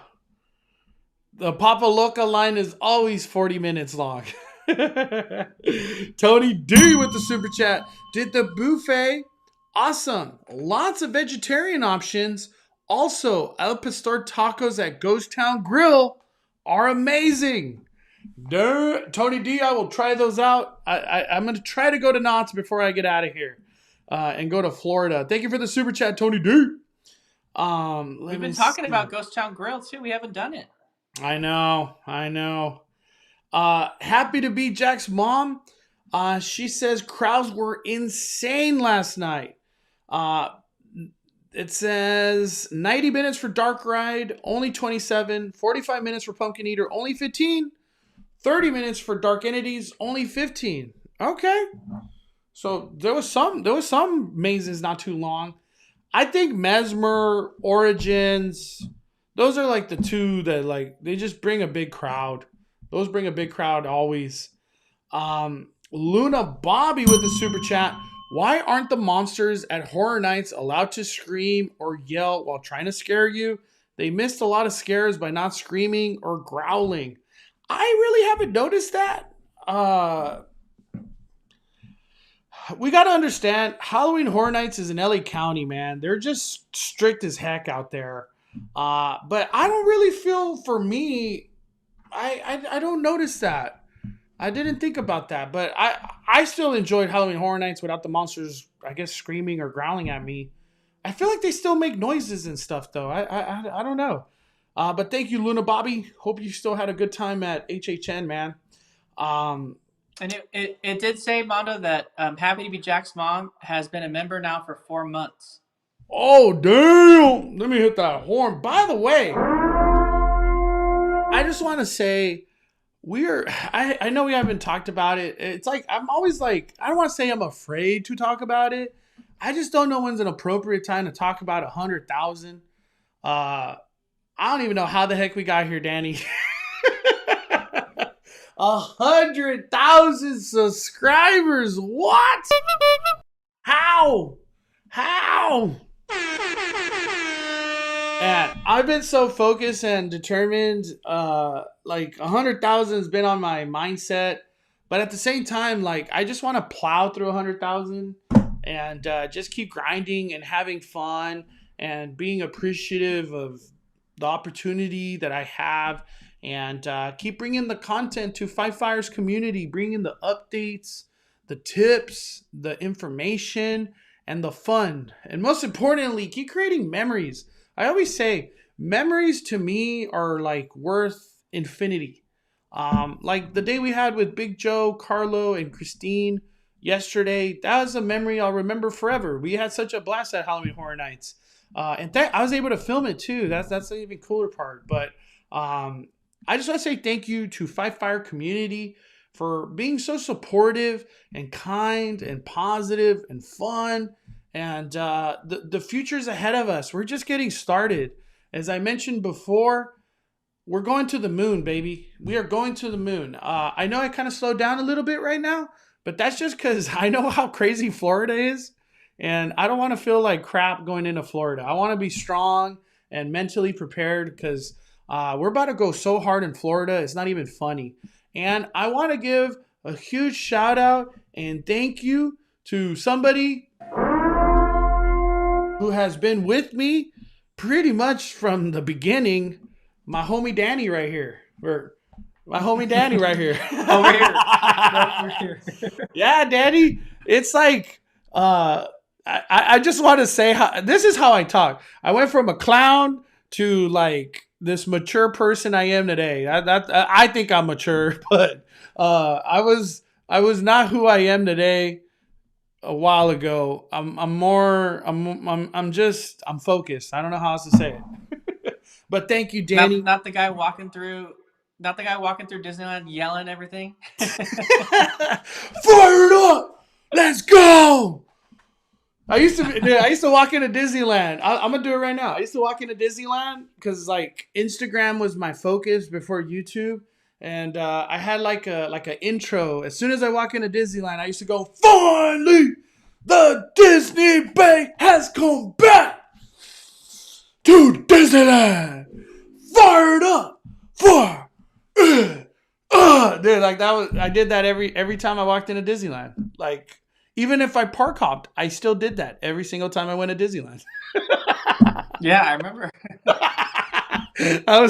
But thank you, Danny. I just want to say we got like a dedicated video to 100,000 and that. But I just want to say right now, real quick, I just wanted to bring it up.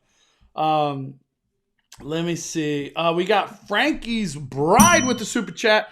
Visiting Disney, DCA, and Knott's in 3 days on the week of the 4th with out-of-town Texas fam. Yikes. Wish us luck. Also staying at the Grand. Oh, you don't need luck, Frankie's Bride. You're going to have a baller day for a bunch. Heck yeah, staying at the Grand.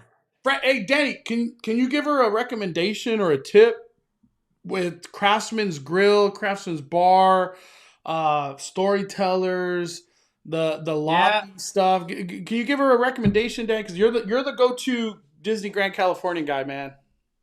yeah. I would say take advantage of staying at the Grand Californian. You've got easy access to downtown Disney and easy access to the hotel. When you're at California Adventure, take advantage of the fact that you can just take a break midday and go to your hotel and relax for an hour, maybe enjoy something at Craftsman's Grill, Craftsman's Bar, and then go back into the parks. Don't feel like you have to like long haul it all day long. Like your hotel room is right there. So like, don't even like pack light too. Like don't even bring like a backpack or anything with like a jacket and stuff. Because if you get cold, just go to your hotel room and get your jacket and then come back in. So it's like Dude, it's such a great convenience. I wish I had an opportunity like that at Magic or at Walt Disney World. That type of opportunity don't happen at Walt Disney World unless you're at the Contemporary. Nope. Like the whole thought of like, hey, Danny, let's go take a break at the Grand. That is gold. Like a 2 hour break, real quick. Whew, that's the best tip ever, right there, dude. Charge your phone. Yeah. Larissa with the super chat. Also, my time for buffet was 5:30, but I got there at 5 and they let me right in. Larissa, that's what Danny was mentioning earlier. You did the perfect like situation for buffet. You really did. And it's cool to know that you could just walk in at 5 or they allow walk-ins at 5. That I didn't know that. That's new to me. That is new to me. We also got Philip with the super chat. Thank you, sir. Thank you for the recommendation on not needing express Thursday night. My girlfriend and I did all 8 mazes. Fog was thick. 5 fires. The fog is pretty thick down Ghost Town streets, man. It is. I can't see sometimes at all. Thank you, Hugo. Let me see. Also, the dngr.com, our photography fashion collectible. Thanks for the tip on not buying front of the line pass at SeaWorld. Hollow Scream last week walked right on all the houses this weekend. Saved $100. I just want to say, I'm glad people are like willing to take the chance and listen to us. Universal Studios, though, on a Friday, Saturday, you better buy Express. You better. You better. Yeah, Thursday, You better though, buy it. yeah, Thursday, I think you're good. Arlene with the super chat. Can we get a meet and greet when you hit 100K? Love you, 5 Fires. This week, it will happen. I hope so. It's just, meet and greets at the parks. It's just like they're not cool with it. Like the parks do not like me doing meet and greets. I've gone through it before, and I always try to be respectful of rules, and you know what I mean. For some reason, if you have a lightsaber meet and greet, that's allowed. Who knows why? Maybe I call the 5 Fire meet and greet lightsaber meetup, and they'll allow it. We got Hula Mama. Watched all your vlogs and it prepared me last night for Not Scary Farm. I had so much fun. Got scared a lot, but I survived the night. I'm a believer and we'll do it again on a less crowded night. Hula Mama, you got to go on a Thursday. Hula Mama. I just want to say, Hula Mama, I want to give her an applause. I'm glad you went to Not Scary Farm. Not Scary Farm it's scary. It's like a mental like I can't believe I'm about to do this, but I'm glad you did it, Hula Mama. You pushed through. Let me see. Christina, thank you for the kindness. I appreciate the kind words. Trying to catch up. Just want to catch up. Cass W. Just want to say that the backgrounds you both using today coordinate really well with each other. I wanted to point out too the you have the 2019 Oogie Boogie and I have the 2021. Oh, I know. We have the there we go. I kind of want to say they're both good. Like there's no complaints. They both have their goods in the back. I feel like 2019 Oogie Boogie talked a lot more though. Yeah, I feel the same. Yeah. Let me see. Let me see. We got Ricardo with the super chat. Let me hit that horn. Went to HHN last Sunday with a couple of friends. Only managed to do 5 mazes. Missed out on 2. Mazed out the 2 behind Harry Potter. So Haunting a Hill House and Curse of Pandora Box. Really wanted to do Express, but it ain't worth $200 for one night. Overall, had a fun night. 5 fires. Heck yeah, Ricardo. It's tough, dude. I think, Ricardo, if you ever get a chance again, I know it's hard, but a Thursday, dude, or a Sunday, Thursday or Sunday, I don't want to say like you will do all the mazes, but you have a better chance on a Thursday, Sunday. But dude, I'm glad you at least got to do Exorcist, Texas Chainsaw, Halloween 4. You got to do the heavy hitters, for sure. Anything else, Danny, when it comes down to Knott's Berry Farm? Yes, I wanted to talk about what Yvonne Duran just said. She confirmed with, and Mondo also confirmed this, but she confirmed as well with information. Uh, in previous years, you couldn't use your season pass parking benefit during Scary Farm hours. You had to be parking at Knott's Berry Farm during the hours of the regular park. But it seems like this year they're allowing it. So if you have a season pass parking benefit on your season pass, you do get free parking during the Scary Farm event, even if the event is started and you're in the hours where the park is closed. In addition to that, if you have the drink plan, that's also working during the event. The only thing that's not working is your meal plan. Yeah. Yeah. I think including the parking, that's a blessing because it's hard to get to Scary Farm by 6 o'clock. You know what I mean? It's hard. It gets crazy, the parking situation. Um, so I'm really glad they do that now. That helps out a lot to the season pass holders. Um, Thank you, Yvonne. I appreciate that update, by the way. Just to let people know, for the people that haven't seen, Danny, what were your like top mazes at Scary Farm in 2021? Well, for sure, Mesmer was really, really good. I loved it. I liked the changes to Pumpkin Eater. It's still my favorite maze, so I like that maze a lot. Um, and I would say my third maze is probably I don't know. Dark Ride was one of my favorites in 2019, but this year it didn't hit for me. I just wasn't a big fan of Dark Ride this year. I'd probably have to say Paranormal Inc. because I got to give it to Paranormal for its final year. They're going hard in there, and they're doing scares and really just trying to send off Paranormal with a bang. The team members that are working at that maze, the associates, they scare actors and stuff. They are just really proud to be part of the 6 years that it was there, I think, or something.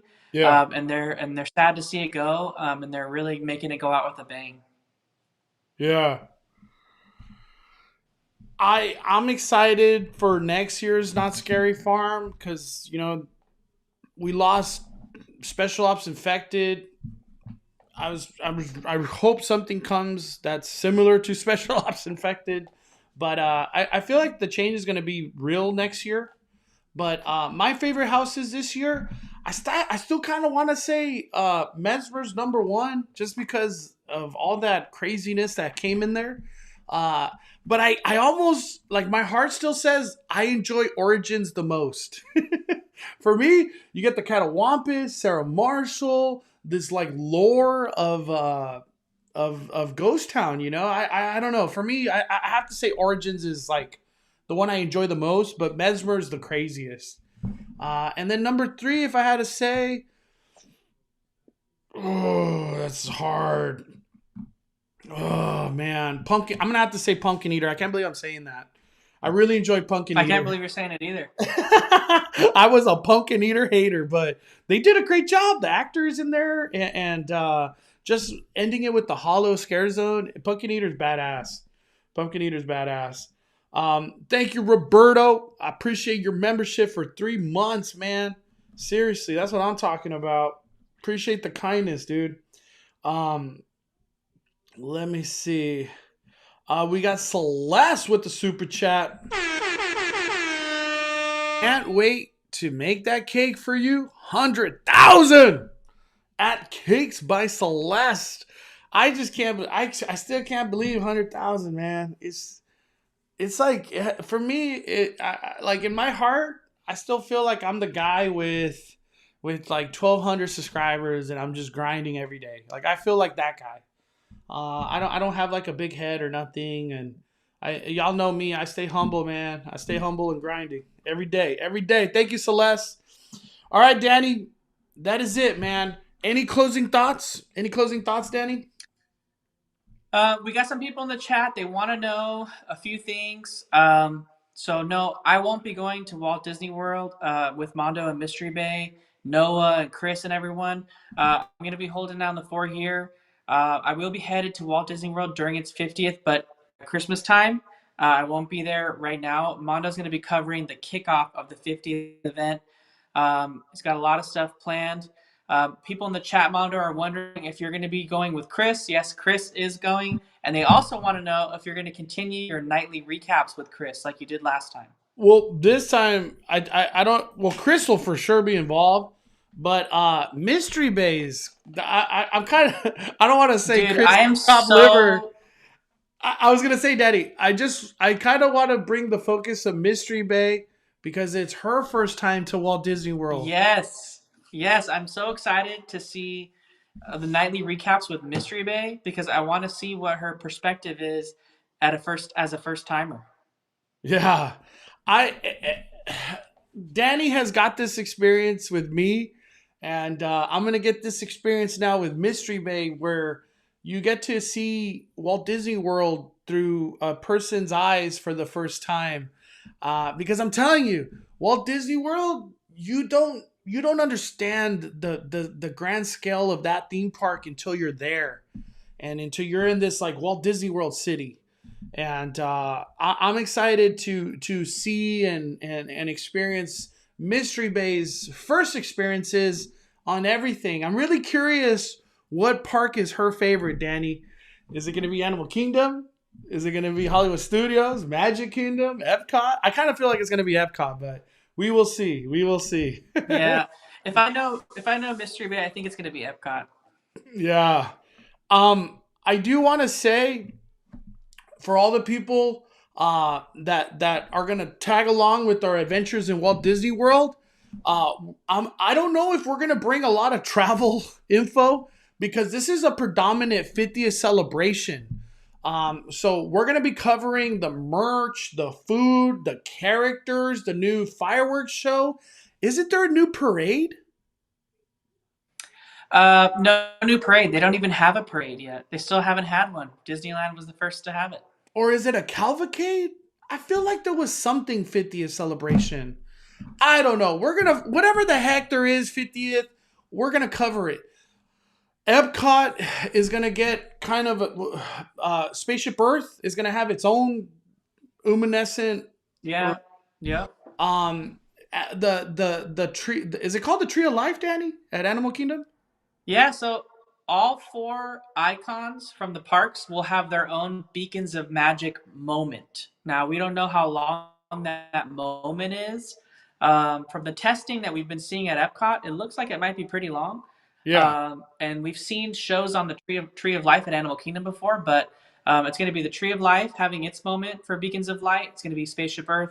It's going to be Cinderella's Castle and Magic Kingdom, and then the Tower of Terror in Disney's Hollywood Studios. So each one of those icons is going to have a Beacons of Magic moment. Not to mention, Mondo has Kite Tales in Animal Kingdom going on throughout the day. That's a new show at Animal Kingdom starting just for this event. Yeah. You've got a Harmonious at Epcot. You have Enchantment at the Magic Kingdom. So there's a lot going on.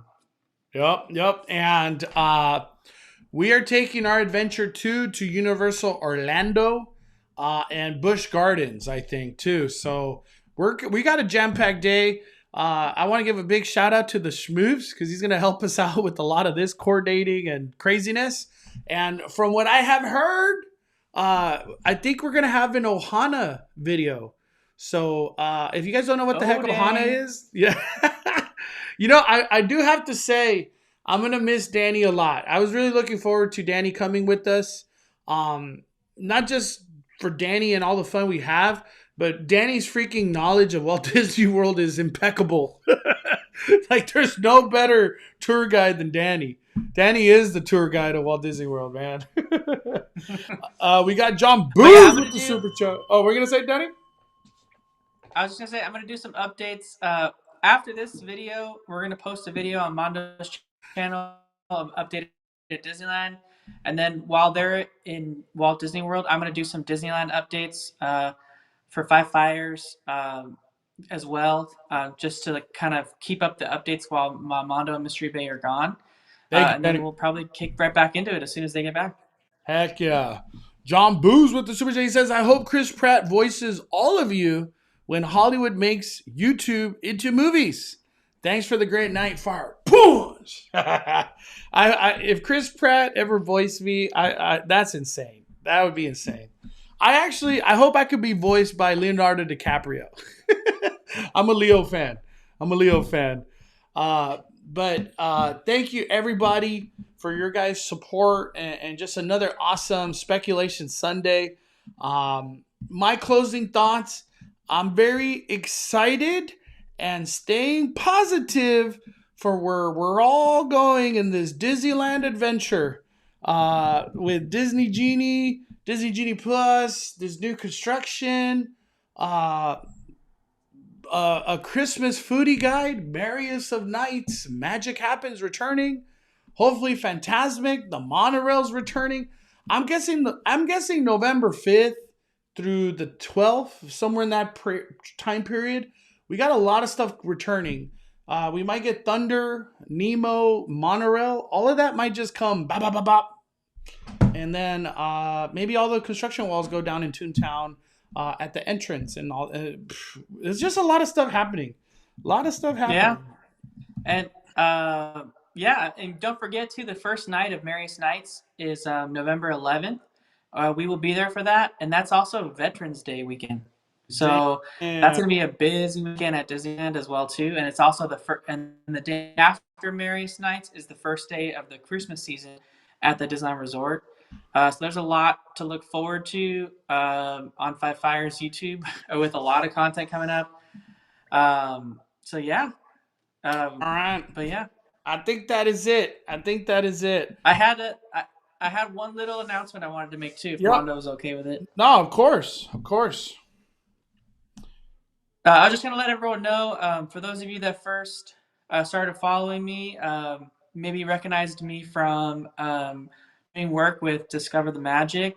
Alana and I, my friend Alana and I, we created Discover the Magic together, and I posted on there for a long time along with her. She moved to Florida from LA, and I kind of continued it on. But I am now going to be closing the chapter on that, so I will no longer be a part of Discover the Magic. So it's just going to be Alana, and then Alana has Jared jumping on as well, our friend Jared. You've seen him here on this channel, and you've seen him with us before. So it's just going to be Alana and Jared. They've been doing their Sinister Sundays, kind of like lives on Instagram, kind of going over all things spooky on their Instagram channel each Sunday, I think right before we go live on YouTube.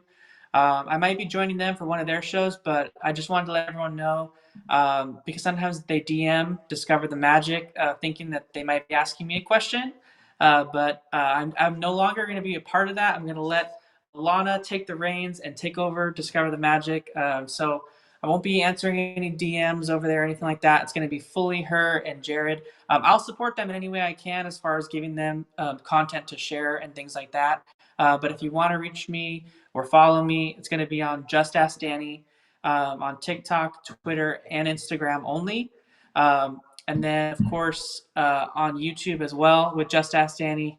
And if you ever have a question, you can send it to Mondo too, and I'm sure he can forward it to me. Anytime. All right. Are you done, Danny? Yeah, I'm done. All right. Real quick, we're going to end it. I promise.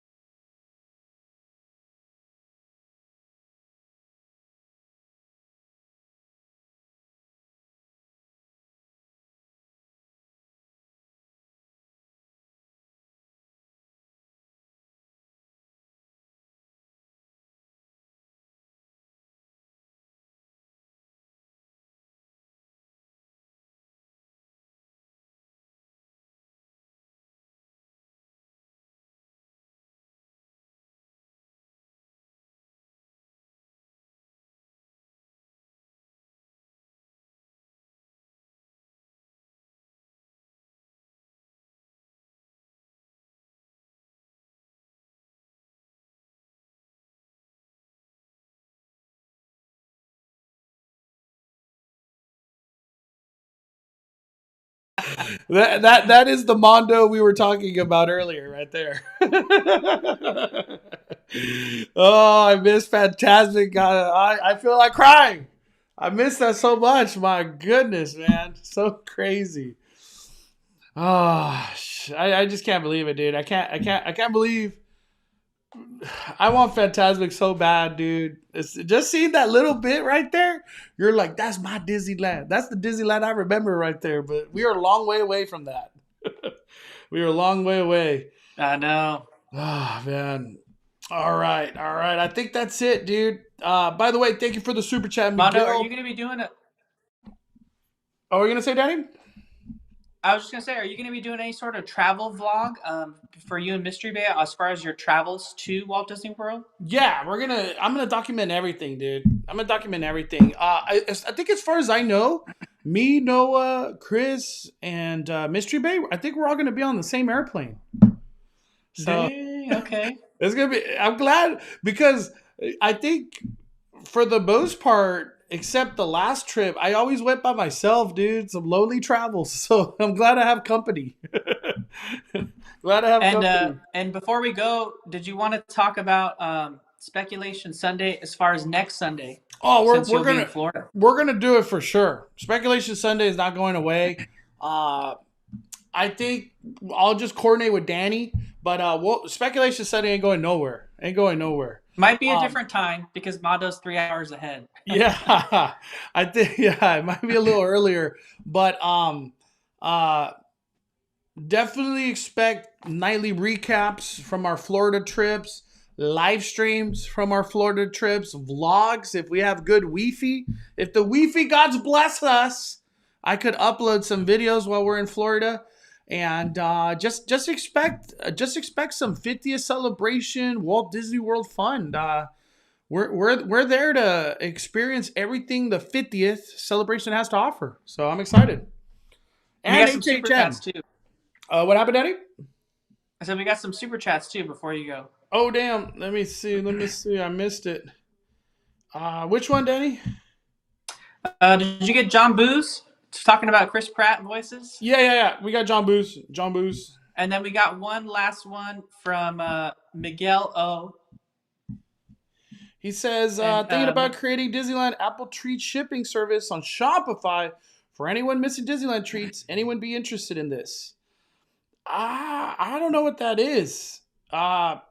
People always want apples though at Disneyland. I'll say that. But thank you, Miguel. Appreciate the kindness. That's it, Danny. I think we're good. Thank you, everybody. Appreciate all the support.